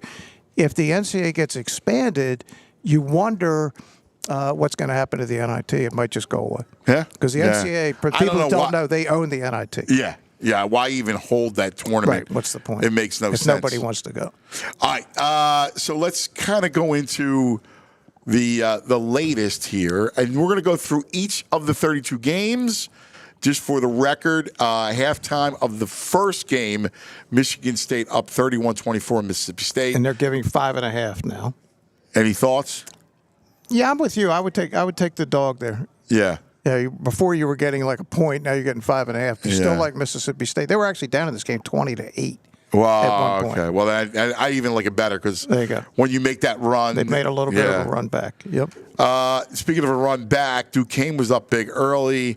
It's now 24-20. BYU actually had the lead at 2019. Duquesne scored the last 5. BYU's now -4. They were -9.5 when the day started. So if you like them, see the line live line. Betting on the BetParx app. They're talking to my man Keith Dambrot on TV. As I said, he's the Duquesne coach. If he loses, he said he's retiring. My man coached LeBron. He coached LeBron. First 2 years in high school. That's cool. Look at that. 2:05 this afternoon. Excuse me, 1:30 this afternoon. Yep. Creighton is a 12-point favorite over Akron. Yeah, Akron won the MAC, MAC, not MAAC, which is the Eastern version. Creighton's given 12. I like Creighton. The Zips, hey, great. They get to the tournament. Yeah. Good night. You lose. You're out. Yeah. Arizona, 20-point favorite over Long Beach State. What do you think about Arizona? We talked a little bit about them in the first hour of the show. Yep. Arizona there's something about them that you never can really trust. Yeah, coached by Tommy Lloyd, who was the longtime assistant to Mark Few at Gonzaga, has done a really nice job. That was kind of a mess when Sean Miller left, and it was just, who knew? But Arizona's got great tradition. Long Beach State, Don Motson is the coach. He's been fired. So he's still coaching, he won the tournament after he got fired. They're getting 20.5. I like Long Beach State with the points, just because I think that Arizona is not playing as well as they were a month ago. Yeah. So I would take the Beach with 20.5. Take the Beach. I love it. I'm not in love with him, but it's a light game. All right. Let's go further. At 2:50 today, the 1 seed, the Tar Heels of Carolina, take on Wagner, laying 25.5. Yeah, Wagner was holding on for dear life the other night at the end of their first 4 game. I think they're getting the life sucked out of them today and getting hammered by 35 or more by Carolina in Charlotte, where Wagner will have 5 fans and North Carolina will have the rest. Illinois laying 11 against Morehead State. What the Illini wins the Big Ten. What's your thoughts on the Illini? Fastest end-to-end team in the country. Terrence Shannon, fastest guy there is. Yeah, he's just a blur. I mean, it's crazy. They can really score. They're not the, how should we say this? They're not the highest IQ team in the country. If you can hang in the game with them, they can do dumb things at the end of games. I saw Morehead State live against Penn State in November. They committed 27 turnovers in that game. Illinois doesn't play defense like Penn State does, so I don't think that's going to happen. I would lean to Illinois. Morehead State's had a great finish. I like their league.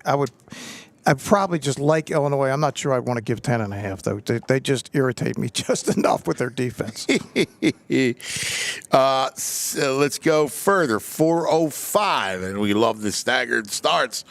The 11th seed, Oregon, is the favorite against the Gamecocks of South Carolina, laying 2. Match this game up. Yeah, Oregon, forget their record. They had a lot of their best players were hurt toward the back end of the season. Yeah. They all came back for the Pac-12 and they won the league. And that's a pretty good league. And beat Colorado to win the championship. I think they have the right number here. I like Oregon. South Carolina, it's the first time they've been in for a while. Coach has done a phenomenal job. Came from Chattanooga to South Carolina. But Dana Altman is a proven NCAA tournament coach. Final Fours, 16s, Elite Eights. I like the Ducks. Yeah. You were talking earlier about Dayton. Yep. 4:35 today. I will take the Flyers. The Flyers against the Wolfpack of Nevada. Yeah, Nevada, coached now by Steve Alford, who's been in a number of places, right? Legendary player at Indiana for Coach Knight back in the day. I will take the Flyers plus the 1, but not by no means is this an easy game. Yeah, this is actually a tough game. I look at it. It is. Indeed. It's a tough game. That's actually one of the better games of the day. It'll be a fun game to watch. You know, it really is. Let's go to. I gotta say, I'll give a to our buddy Tooch, who sends us a screenshot right now of you and I. My man. So we gotta go. You met Tooch before. He's one of my absolutely one of my dear friends, and he's a big Dick Jerardi fan. And when I was telling you about the horse racing, Tooch is he loves the ponies. He's a racetrack, one of my racetrack guys. Yes, he is. My man. He always follows. They all follow Dick Jerardi. all of them. Let's go to the the evening games. 6:50. Yeah, 6:55. Texas, Colorado State.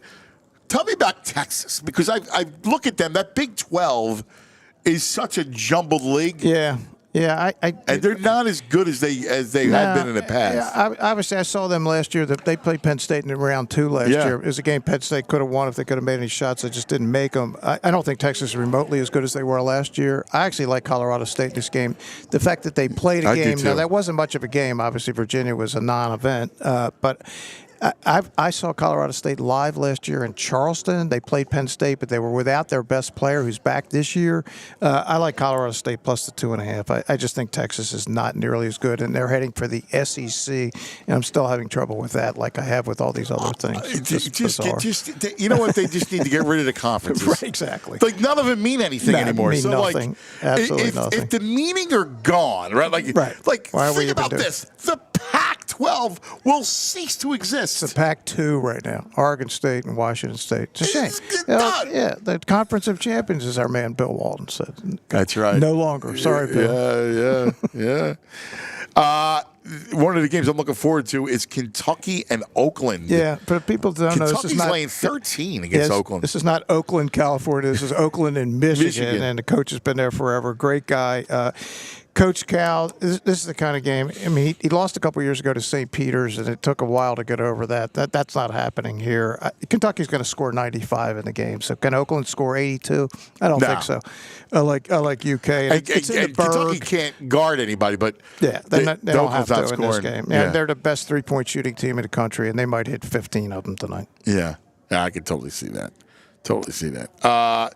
Gonzaga laying 7 against that McNeese State. Yeah, I think McNeese State is going to be a popular play here with the 7. I just think already sharps are on it. Yeah, the line's dropped. It was started at 8, and it's now down to 7. And this is not by no means a vintage Gonzaga team at all, but they got better as the year went on. They actually went to Kentucky and won pretty late in the season. That was impressive to me, and I watched that whole game. They look good. I would give the 7 here because I think McNeese State is a little bit overrated on their record, and they're going to have a little bit of, oh, my God, this team is way better than the teams we've been playing against for the last 3 months. You know what's funny is that this whole thing is so fascinating, right? Like, the dog, like, because we all now want the dogs, right? Sure. But they talk about the public dog that doesn't bite, right? I love that. You know, I mean, is it? It's the truth. Yeah, no, it's a fact. It's a public dog that doesn't bite. I love that. You know, because it's so interesting how that whole thing works. Because we fall in love with these. Oh, look at this dog, and everybody kind of clamors to that. Yeah, the dogs for me. If you think a dog can win the game, those are the good dogs. Yeah. Yes. Because even if you're wrong, you can win. Speaking of dogs, I have to bring this up. Yeah. Duquesne, and I'm shocked. I know, as am I. Is up 10. Oh my God! Now they're up. Oh my God! What is going on here? Now they're favored by 3.5. 31-21 over BYU. I got 33. I got 33-24 now. Okay, well, you're ahead of me. Yeah. We're both looking at the bet park. So No, actually, the scores. I'm not looking at the okay. You're not looking at the app. Yeah. I'm looking at the ESPN just for the score lines. Duquesne is now favored in the live betting. Even the Bet Parks app is quicker updating than the ESPN app. Yeah, the cool thing about this, Anthony, is that if we're wrong about BYU, we got 34 more other tries to be right. Yeah. We're 32 now. 31, excuse me. And we will be wrong. You can always tell the bad gamblers, the guys that say they're never wrong. Oh, yeah. They're easy ones to figure out. I had that game. I had every game. Actually, you didn't have every game. No, you didn't. And you should have plenty of horror stories. Yeah, we've all been. Trust me, I got more than most from racetracks over the years. I can only imagine. But I've had a lot of ones go my way too. People have a tendency to only remember the ones that don't. Iowa State and South Dakota State. Iowa State is laying a big number, and then obviously South Dakota State, they're laying 16. Iowa State's not a great offensive team. But, I mean, I don't know anything about South Dakota State. I will take South Dakota State plus the points. I couldn't name the coach or any of the players. I don't know that team, but just on the theory that Iowa State just does not score a lot of points. Right. It's funny because I thought the same thing. I'm like, man, I would never lay anything like that with Iowa State. Yeah, it could be 62-40. Yeah. That could happen, and you could lose, but I'd rather have the team. And in the league that they play in, South Dakota State, there are points scored in that league, so they have guys that can play. But yeah, I would take the points. And think about it, Dick. The other thing too is you look at South Dakota State, you look at Iowa State. They're coming off the big blowout win over Houston. They've been celebrating all week. Right, and that line's inflated. Yeah, that reflects what just happened. In a monster way, it's inflated. So I like South Dakota State again. They're not that good. They're the horse that got loose in the lead and won by 20. And right. Now all of a sudden he's going to get competition. Let's keep going further on the BetParx app. Tennessee laying 21.5 over St. Peter's. Yeah, 9:20 late game tonight. If you're still awake and your eyeballs can we'll be watching games. That. Yeah. St. Peter's. I mean, total upset to win their league. They came out of nowhere. They're not of the same ability of that squad that played here at the Wells Fargo and they did the Elite Eight a couple years ago. I think Tennessee's going to win by 30, so I'll take the Vols, given the 21.5. Do you think there's a lot of people that go, well, look, St. Peter's is, oh yeah, they remember St. Peter's, and they're going to no, they're not the same group. That team, that was still a miracle. I have no idea how that happened, but parlayed the coach into the Seton Hall job. It worked out pretty good. Yeah, right. Oh man, here's a game I like, and I'm curious about what you think. Mm-hmm. I like North Carolina State. Yep. NC State hot, winning the ACC. Yeah. Texas Tech laying 5. I'll gladly take the Wolfpack plus the 5. Yeah, I would probably lean your way if they could. I mean, they won 5 in 5 days. Only one team had ever done that before, the UConn Kemba Walker team. And of course, the amazing Adam Fisher and Temple almost did it on Sunday. Yeah. It was amazing. Yeah. So yeah, I like NC State plus the points. They are hot. They play kind of a unique style. Kevin Keatts, for the people that don't know, the head coach, he was with Rick at Louisville when they won the championship with down in Atlanta. So he's a sharp guy. Texas Tech is a fun team. They're an interesting team to watch. First-year coach, very sharp. I'm in a minority opinion on this. I do not think the Big 12 was as good as other people, as it has been in other years. Think about this. Houston came to the American and blitzed the league. Not that Houston's not good, but did anybody think that was really going to happen? That they were going to win this league easily? Yeah. So I'm thinking the Big 12's not quite as good. I agree with you. Texas, not what it used to be. Nope. Texas Tech, we were just talking about it, not what they used to be. I don't think TCU, they're in the league. I don't think they're as good as some of their recent teams. And I like Baylor. Yeah, not as good as some of their recent teams. And Iowa State's very good, but, again. Kansas not nearly as good as they have been in other years. No. Yep. No. Speaking of Kansas. Yes, they're next on the list. And that line, man, if there's ever a line that's speaking to you, and it's not speaking Latin, it's Samford plus the 7.5 against Kansas. Yeah, this is a really close call for me. My initial impression was I'm going to like Samford in the game, but then the more I thought about it, Anthony, and this is not a game I'm going to recommend. Yeah, I think because of the athletes that are still there for Kansas. Although Hunter he's slow, he kind of slows the game down. Can they run the ball by this press and score? Bill Self he's really good, and they don't get to play against teams like this because nobody plays like Samford plays. So they may just have a better caliber of athletes. And you give a team like that a lot of easy baskets, and they're got a lot of easy ones. They could win by 15 or 20. But at the same time, Samford hits 12 threes or 15 threes. That's the anatomy of an upset. That game, I would stay away from that game, but it's fascinating. It's fascinating possibilities in the game.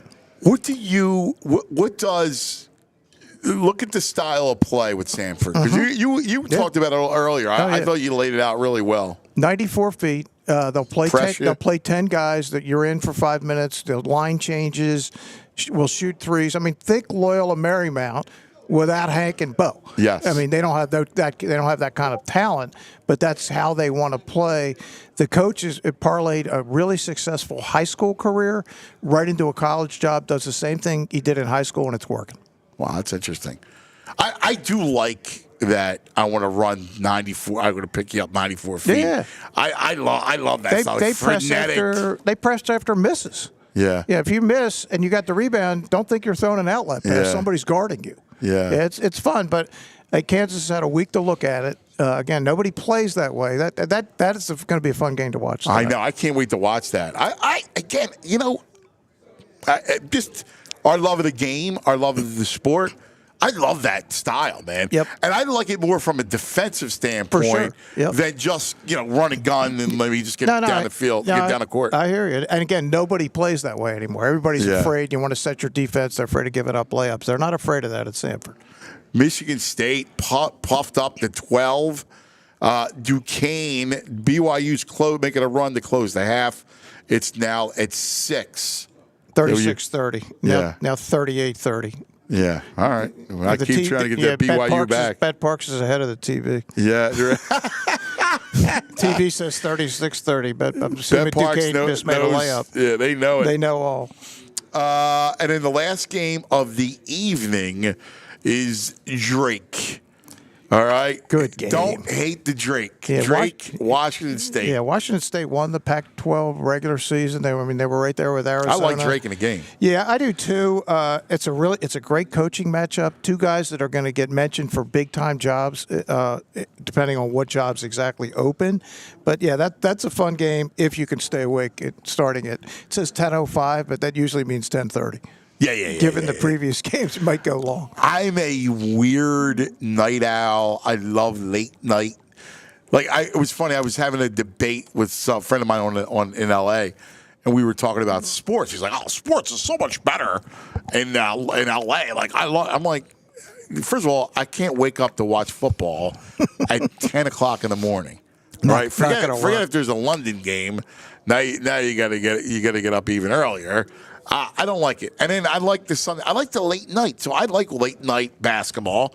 I like late night football, hockey, and baseball, the whole thing. I like the West Coast stuff. No, absolutely. If you can stay up, and you can definitely stay up and watch. All right. Don't forget. And we're going to go through each of the games for tomorrow. 16 more. But we got about 25 minutes to go in the program. We're live at the South Philadelphia Parks Casino. It's the sports and race book. And the sports book's awesome. You come in here, you hang out. There's all kinds of specials. So, look, if you want to blow off tomorrow, great place to come and watch the game. Plenty of space. There's tables. How about the food? All right, here you go. Here's the specials. Ooh. All right, I'll read you the specials. Yeah, man. You tell me what you like. Are you in the mood for the cheeseburger basket? All right, with fries, only $11. The popcorn shrimp basket, $11. That's a value. The chicken nugget basket, $9. Plain tossed in buffalo sauce is served with fries. Single digits you get. And how about that? $9. And, of course, the dogs. Ooh, 2 hot huge. dogs, a side of fries for a mere $7. That's a nice item. Miller Lite 16-ounce cans, Anthony, for $5.50. Look at that. Come on, man. I know. It's all happening here at South Philly. Turf Club / I love Bet it, Park. man. This is that's basketball food.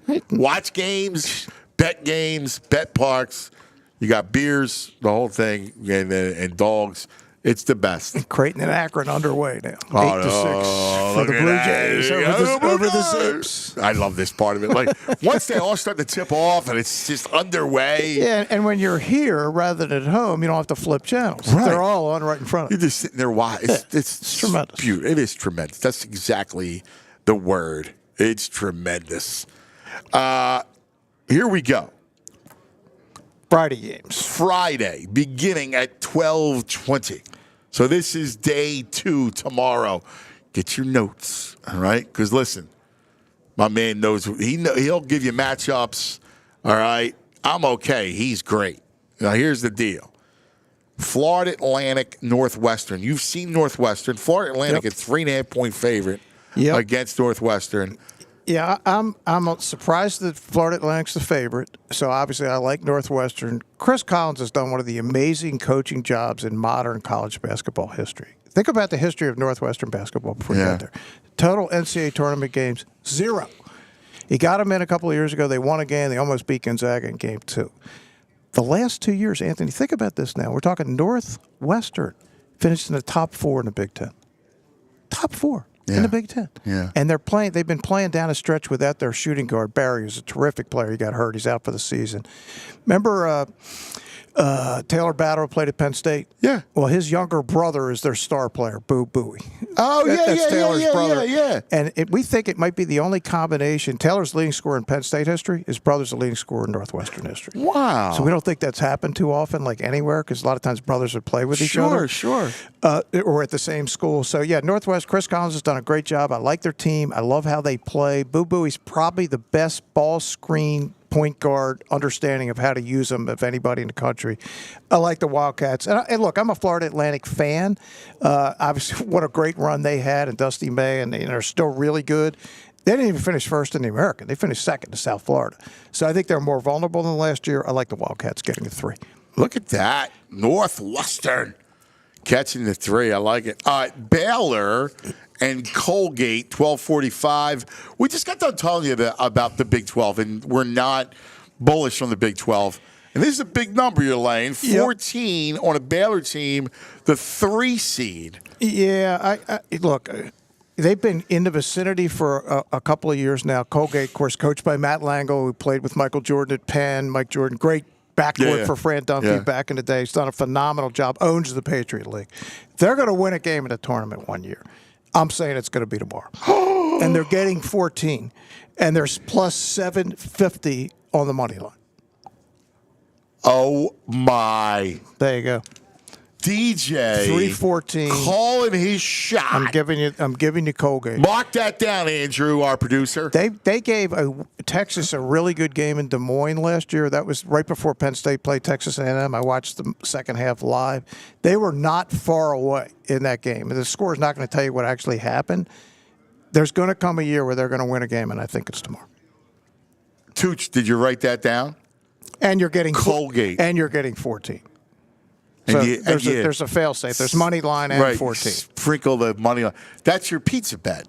Yep. Your pizza bet is... I wish it was against a weaker coach than Scott Drew, who's really good. Yeah, you want one of those coaches that just throws the ball out. He doesn't do that. We were close to it. We saw Scott Drew as a player, you and I. Oh, my Lord. Do you remember that? I don't. Scott Drew is a player. Bryce Drew. Bryce Drew. That's all right. Older brother. Bryce now, Drew. you know where he is now? Yes. Grand Canyon. Yes, I did know that. We have the brothers in his order. Yes. Yeah. Played for his dad at Valparaiso. We were together. I was at Valparaiso. I rode the bus with Valpo, Homer Drew, with and my man Bryce. Homer Drew. How about that? I spent a week. It's a farming college, Valpo, Indiana. It's up in the northern part. I actually went there after a Purdue-Penn State game. Then I had Penn State Northwestern in Chicago like a couple of days later, so I just stayed out there. I went to Valpo just to see a game there. Oh, so I could add to my gyms. Isn't it cool? Like it's the barn. Middle of nowhere. Yeah.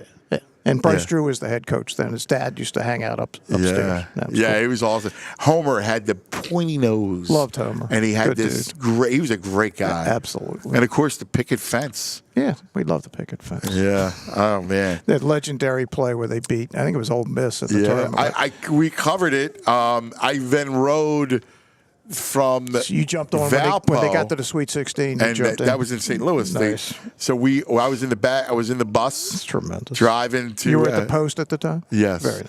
Because they would say, my editor would say, hey, with the story. Yeah, go ride the bus with him. Buy him a sandwich. Expense it. Those were the days. Oh, he used to tell me, where's Jordan? And he had this bit, like he looked like Jonah Jameson, like that New York tabloid editor. And he would say to me, go knock on Jordan's door. Buy him a sandwich. Like he just retired from the NBA. Like he's going to talk to me. Yeah, right. No and I knew Mike a little bit. Yeah. Like he actually liked me. But because we were playing golf. He was playing golf, and I was going to write a story. And we were at some club in suburban in Chicago, and he allowed me to come to ride the cart. And I show up, and I was young, and I showed up in a tank top. You were going. I know. They start laughing at me. Got to have golf attire on. Which I completely understood. Yeah. And I had to go to the clubhouse and buy a collared shirt. Gear. And it cost I expensed it to the paper, of course, because it cost like $200 back then. This was like in the '90s. It's real money, and it cost like $250. Oh yeah, no, the golfers are. That's a different world. He's a golfer, Andrew. It's a different world out there. He sees me walking up, he'd be like, "Look at this riffraff." Get him locked up. Didn't have a lot of golf courses down here where you grew up, did they? Well, the lakes is right over there. Yeah, no, I just never. It was not your game. Just never really, No. Anyway, the long way around, Colgate and Baylor. Colgate. Yeah, I give Matt Langle's squad a real shot. Look at this. Colgate money line. Wow. Plus 750. I mean, if you really want to gamble, and you could bet half your paper on that and the other half on the plus 14. So if you cover and they don't win, you get your money back. If they win, you just made a score. Yeah. You got 7.5 to win. Yeah, no, that's fantastic. There you go. The next game is San Diego State against UAB. I'm not. Tell me a little bit about San Diego State, because I haven't followed them closely. The Mountain West, it seems like they got half the field in there. Good league, Final Four team last year, champion. Played UConn for the title. Probably not as good as that team, but solid. UAB was interesting. They're the most athletic team in the American. In fact, Adam Fisher, I talked to Adam yesterday, the Temple head coach. He said, we wanted to play South Florida the championship game because we don't match up at all with UAB. San Diego State, I think, does. I actually like San Diego State given the 7. UAB is very much of a 1-3-1 zone, run up and down the court, and I don't think San Diego State's going to have a problem with either of those things. So I kind of like the Aztecs in the game. Oh, look at that. Again, don't love them, but if I had to take a side there, that's the side I would take. Okay. Marquette, the 2 seed. I like Marquette. Marquette is the 2 seed. They got the Hilltoppers. They're laying 14.5. Of course, the big concern is the point guard. What's the difference? What's the deal on Kolek? They're saying he's going to be good to go, but saying it and seeing it are two different things. This is not a game I would get involved with. This is the kind of thing, if you're in the arena, Anthony, or you can talk to somebody in the arena, what's the warm-up look like? And you can go, like today, they'll have these open practices. Yes. Go to see that. Yes. I mean, that's a real edge to see where Tyler Kolek is, because he's their team. Yes. They have to have him.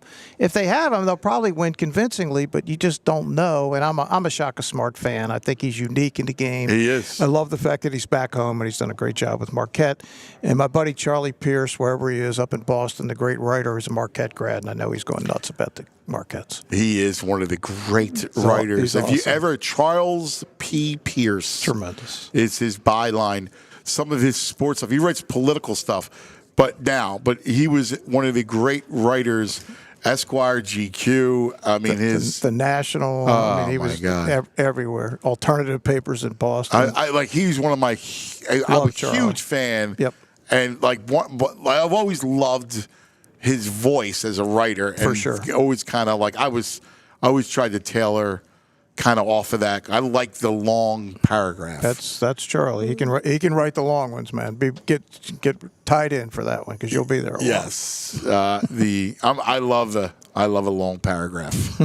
Multiple commas, maybe even a semicolon. I was my favorite thing to do in all of media was to write long pieces.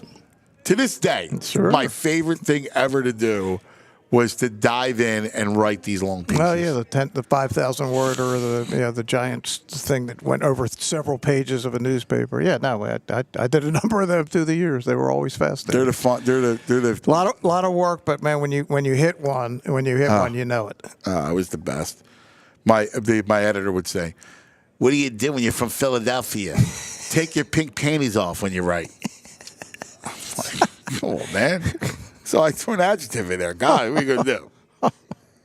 Active verbs. There you go. Active verbs. The key to good writing is active verbs. Yeah, man. For me, it was always get the readers where you are. Get them into the story. Feel like they're there. Yes. Listen. That's from the red rug that we sit atop. There you go. You're here with us. Yes. Look, the lines have turned around. You get the lines here, the boards up, the screens everywhere. Chuck Barkley on the one screen. Yes, it's like NASA. For sports betting, it's great. The Park South Philly. Hey, all right, let's keep going. UConn Stetson. UConn 26.5 against Stetson. Of course, Stetson, the 16 seed. Game is in Brooklyn. UConn's going to be able to name the score. Yeah, I think they'll win by 35 or more. And if you like Stetson, you get plus 2,100. I would not advise that. I do not think that is a good play. Minus 10,000 if you want to bet UConn to win. Yeah, no. I don't think that's a good play. No, that's not good money management. No. By no means. The Friday 3:00 game, Clemson and New Mexico. So this is something that's interesting, right? We talk about Ken Palm, and we look at seedings versus favorites and betting lines. But New Mexico is the 11th seed, and the Aggies are favored against Clemson. Yeah, that's the 11-6. As Anthony Lobos, said, excuse me. Yeah, minus 2.5 for the 11, which tells you that the committee was confused about how they seeded New Mexico. That's why you need a gambler or somebody who does point spreads on the committee.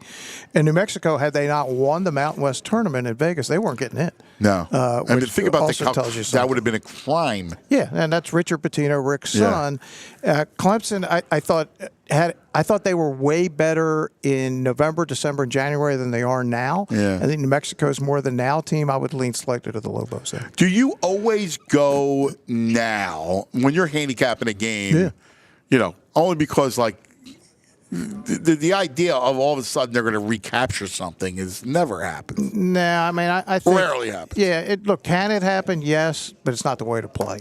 Who is this team today? Yeah. Like in any sport, any time. Yes. Like I'll bring up bad memories, but Eagles September, October, November. Eagles December, January. It's very fair. No, you're exactly right. It's like same players, different team. The final the two final afternoon games. One is Auburn, a team that we like that got hosed by its seed. They did. 12.5 against Yale. Yeah, Yale is very good. They got a young kid named Danny Wolf who's an NBA player. He's a 7-footer. I mean, you don't think of Ivy League, but man, they were so lucky to beat Brown last Sunday. Brown had them beat. My buddy Mike Martin, who was an assistant at Penn for a number of years, did a great job. They were the better team. Then they missed a bunch of free throws at the end of the game. At the end of the game, it was over. Yeah, they had the game won. Opened the door for Yale. James Jones really done well. I think Yale could cover, but there's no way they're winning the game. I like Auburn in the game. Giving 12.5 is a little too many for me because Yale is beautifully coached. And the Ivy League was good this year. I was surprised Princeton lost last night at home to UNLV, but maybe they were just devastated by no NCAA. And if you watch Cornell, they gave Ohio State all they needed the other night in Columbus. So, I think Yale has a chance, but Auburn should win the game. And then the final afternoon game is Florida and Colorado. Colorado, of course, came in. So Florida is a 2-point favorite. I'm not loving the Gators. Yeah, I would lean very slightly to Florida. The coach there has come from the West Coast and it's done very nicely out there. I didn't love what I saw from Colorado last night. I thought that Boise State lost the game as much as Colorado won it in the first 4. But it is not a game I would get involved with. I would probably lean slightly to Florida. But Tad Boyle's he's one of my favorite coaches at Colorado, and they got some good players. And of course, they're out of the Pac-2 into the Big 12 next year. Do you, when you look at the play-in, do you give any stock to winning because you've played, so now there's a degree of a rhythm? I think it's a good thing, and you're off for a day and you're traveling, but done correctly, and they don't always do this correctly. You're usually not traveling that far. I think this is a bus from Dayton to. I think this game is in Indianapolis. Yeah. So that's a bus. That's an hour and a half, 2-hour bus ride. I believe that game is in Indianapolis. It's hard to keep track of all this stuff. It is. It's in Indianapolis. So I'm a little surprised they gave them an afternoon game. No, it's late afternoon. So, because they played late tomorrow night. Yeah. I would have thought you'd try to make that game late tomorrow night, but they do weird things. But to me that's a 50-50 game. I think the line's a good one. Florida -2. All right, and then finally, let's go to the evening session tomorrow night. This will be the last session of the great days, Thursday and Friday. Texas A&M and Nebraska. We both love the Huskers laying 1 against A&M. Yeah, it's a weird, a lot of weird stuff happening. The AD, Trev Alberts, just went from Nebraska to Texas A&M. for whatever that's worth. It's kind of weird, and they're matched up here. Right. Again, I saw A&M get run out of the gym by Penn State last year. Nebraska has some similarities to Penn State. They're a good three-point shooting team, good spacing. They don't have the great point guard in Jalen Pickett that Penn State had last year. I think this is a very good matchup for Nebraska because how Texas A&M plays, they load everything to the ball. You'll see, watch this game tomorrow night, you'll see skip passes, you'll see cross-court passes, and Keisei Tominaga, the three-point shooter, is a fun guy to watch, and he isn't the only guy they have. Fred Hoiberg's one of my favorite coaches. I love how he coaches, coolest guy in the gym. I like Nebraska in the game, and I like him significantly. Yeah, I do too. I love it. Matchup-wise, they're going to shoot the three. They're a fun team to watch. I agree with when it comes to Freddie. So we both are all over the Huskers. Duke, Vermont. Duke laying 12. The Vermont team's always a team that you always go, well, they can cover. Yeah, they're dangerous. I mean, they own the America East. They win the league every year from when our man Tommy Brennan was up there for years, and they're still winning. It doesn't seem to matter who the coach is. I give Vermont a slight chance to cover. I don't see how they're winning the game. They're plus 525 to win the game. Not one of my favorite games for tomorrow. Purdue, Grambling. And Purdue laying a huge number, 26.5. Yeah, if this game was at Mackey Fieldhouse, I would like Purdue by 40 because they're unbelievable at home. But it is in Indianapolis. It's an hour's drive away. They're going to have all the fans there. Grambling just won the first time they're ever in the tournament. They won. It's a great story last night. They came from way behind to win against Montana State. I think Purdue will probably cover pretty easily. Look, they've been waiting 365 days for this moment after their fiasco against Fairleigh Dickinson. I don't think, and as I said, they're way better than the team that lost last year. Yeah, it's funny, and they got a great seed. They got you look at the pathway. Great bracket. Oh my God, it's like they wanted to make up to them what happened last year. Yeah, because rightly so. Everybody's dubious of Purdue, and they are a one-player team. Yep, but. I mean, I just don't. I mean, the way the thing is, they're wide open. They have a breezeway. Let's look at Alabama and Charleston. Alabama is 9.5 against Charleston. You like Charleston at all? I do. I think they got a chance. They won the Coastal, the former Colonial Drexel's league. They've been the dominant team in recent years in the league. Alabama kind of faded down the stretch a little bit. I don't know why, because they were playing beautifully for a while and they were putting up 100 on people. They can really score, but I do think Charleston has a shot to cover the game. An outside chance to win. I'm not picking them to win, but not out of the question. If you like them to win, plus 335 on the money line. Yeah, I like that. Houston laying a big number, 24 against Longwood, as you would think, a one seed. Yeah, this is probably going to be like 65-34, something like that. Longwood's just not going to be able to score against Houston. Few can. I mean, they had TCU shut out for the first half first half last week. I mean, that was insane. It's like 16-0. So, yeah, Longwood's going to – this is not what we see in our league. Yeah. Houston should win big. Wisconsin laying 5 against James Madison. What could you tell me about James Madison? Yeah, really super talented team, went to Michigan State on opening night. I think that was the moment where everybody's, I think Michigan State's a little overrated. They were ranked 4th in the country, which never should have happened anyway. Right. By the way, they are blowing out Mississippi State at the moment. Yeah, so much for my Bulldogs. Yeah, they're not happening. The other Miss State is winning this game. I like Wisconsin giving the 5. I think Madison's a bit overrated on the plus 5. And as I said earlier, Anthony, this is not your typical Wisconsin team that can actually score. Right. And they could get into the 80s, and that's what you need to do to win in the tournament. Yeah. The last 2 games of the evening, TCU laying 4 against Utah State. Again, we talk about the Big 12. That's been the number of teams that are in it from the Big 12. So we look at them, and they're laying 4 against Utah State. Yeah, Utah State's solid. They're Mountain West. Good tournament. We're going to see how their teams are going to do. We get a better sense. It's kind of like a horse race. Watch who the horses have been running against for their next race. Just what we need is a fight. What game is that? Look at this. Look at this. Battle to the ground. Not good. Oh, look at this. A brawl. Which game is that? That is... I don't know what game that is. What is that, Vinny? BYU. Ooh, BYU and Duquesne battling it out? Wow. How about that?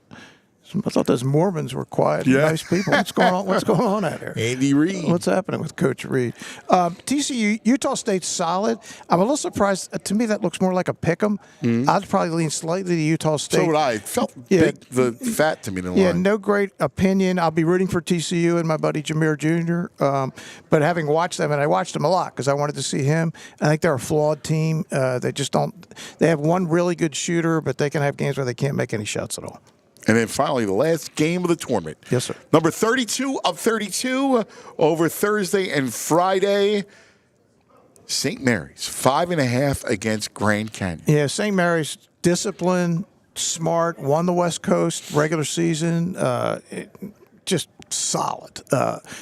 Doesn't make mistakes. They play defense. They really guard you. The score will stay down. Grand Canyon, coached by Bryce Drew, we mentioned. They're kind of in a spot they haven't been in before. I would lean slightly to St. Mary's, given the 5.5. Yeah, I like St. Mary's. I know you're a fan. I do. I like them. I do. I think they're good. There you have it. That, my friends, is 32. We told you we go over 32, give you analysis and breakdown of each and every game. And I got to tell you, Dick, what a pleasure. So much fun. I will tell everyone one more time that we are live at the South Philadelphia Park Sports and Race Book, excuse me. And all day today, you can come here. Specials, food tomorrow, all weekend long. It's a great spot to get on all your action. Listen, get to know it because you got games. You're heading down to the Sixers, Flyers, Phillies that begin tomorrow. Stop down here and place your action, and then go to the game and watch it, or sit right here and watch it and have some fun. If you can't get to here or the casino in Ben Salem, well, the BetParx app is the best. We tell you about betting live in-game stuff. We tell you about all the stuff that you can do. So check out the BetParx Sportsbook app. Make your futures bets. Bet live all tournament long. Again, new users, join me. Download the BetParx Sportsbook app. And you can if you make a winning $10 sports bet, you get $125 in sportsbook bonus back. BetParx.com has all the details. The BetParx app is safe, simple, easy to use. Great offer to get you started. You got to be 21 in PA, New Jersey, Maryland, Ohio. Gambling problem, call 1-800-GAMBLER. You love to play. You play to win. You bet. BetParx. My brother. It's awesome. I got to tell you. Fastest 2 hours in history. Man, I was so much fun. I love this stuff. It's an annual event. Yeah. Let's do it again. Yeah. Well, I think we got to do it more than just annual. Now that we have PHLY. Yeah, we can do that. I can hang out with you anytime on any topic. You know. I love the greatest. Well, listen, we have horse season coming up. Yes, we do. So we will be chatting. We will definitely be chatting. Don't forget, tomorrow we will be here from 3 to 5. Tim Legler, the great Legs. He's back. He's back. Tomorrow, 3 to 5, and we'll go over the games. We'll go over the weekend. Obviously, all the tournament action. So, everybody, thanks for hanging with us right here on PHLY. For Dick Jerardi, I'm Anthony Gargano. And listen, have fun, man. Enjoy this thing. It's the best. All right? I'm going to go grab a Guinness right now. We'll see you tomorrow. We all silly like the mayor.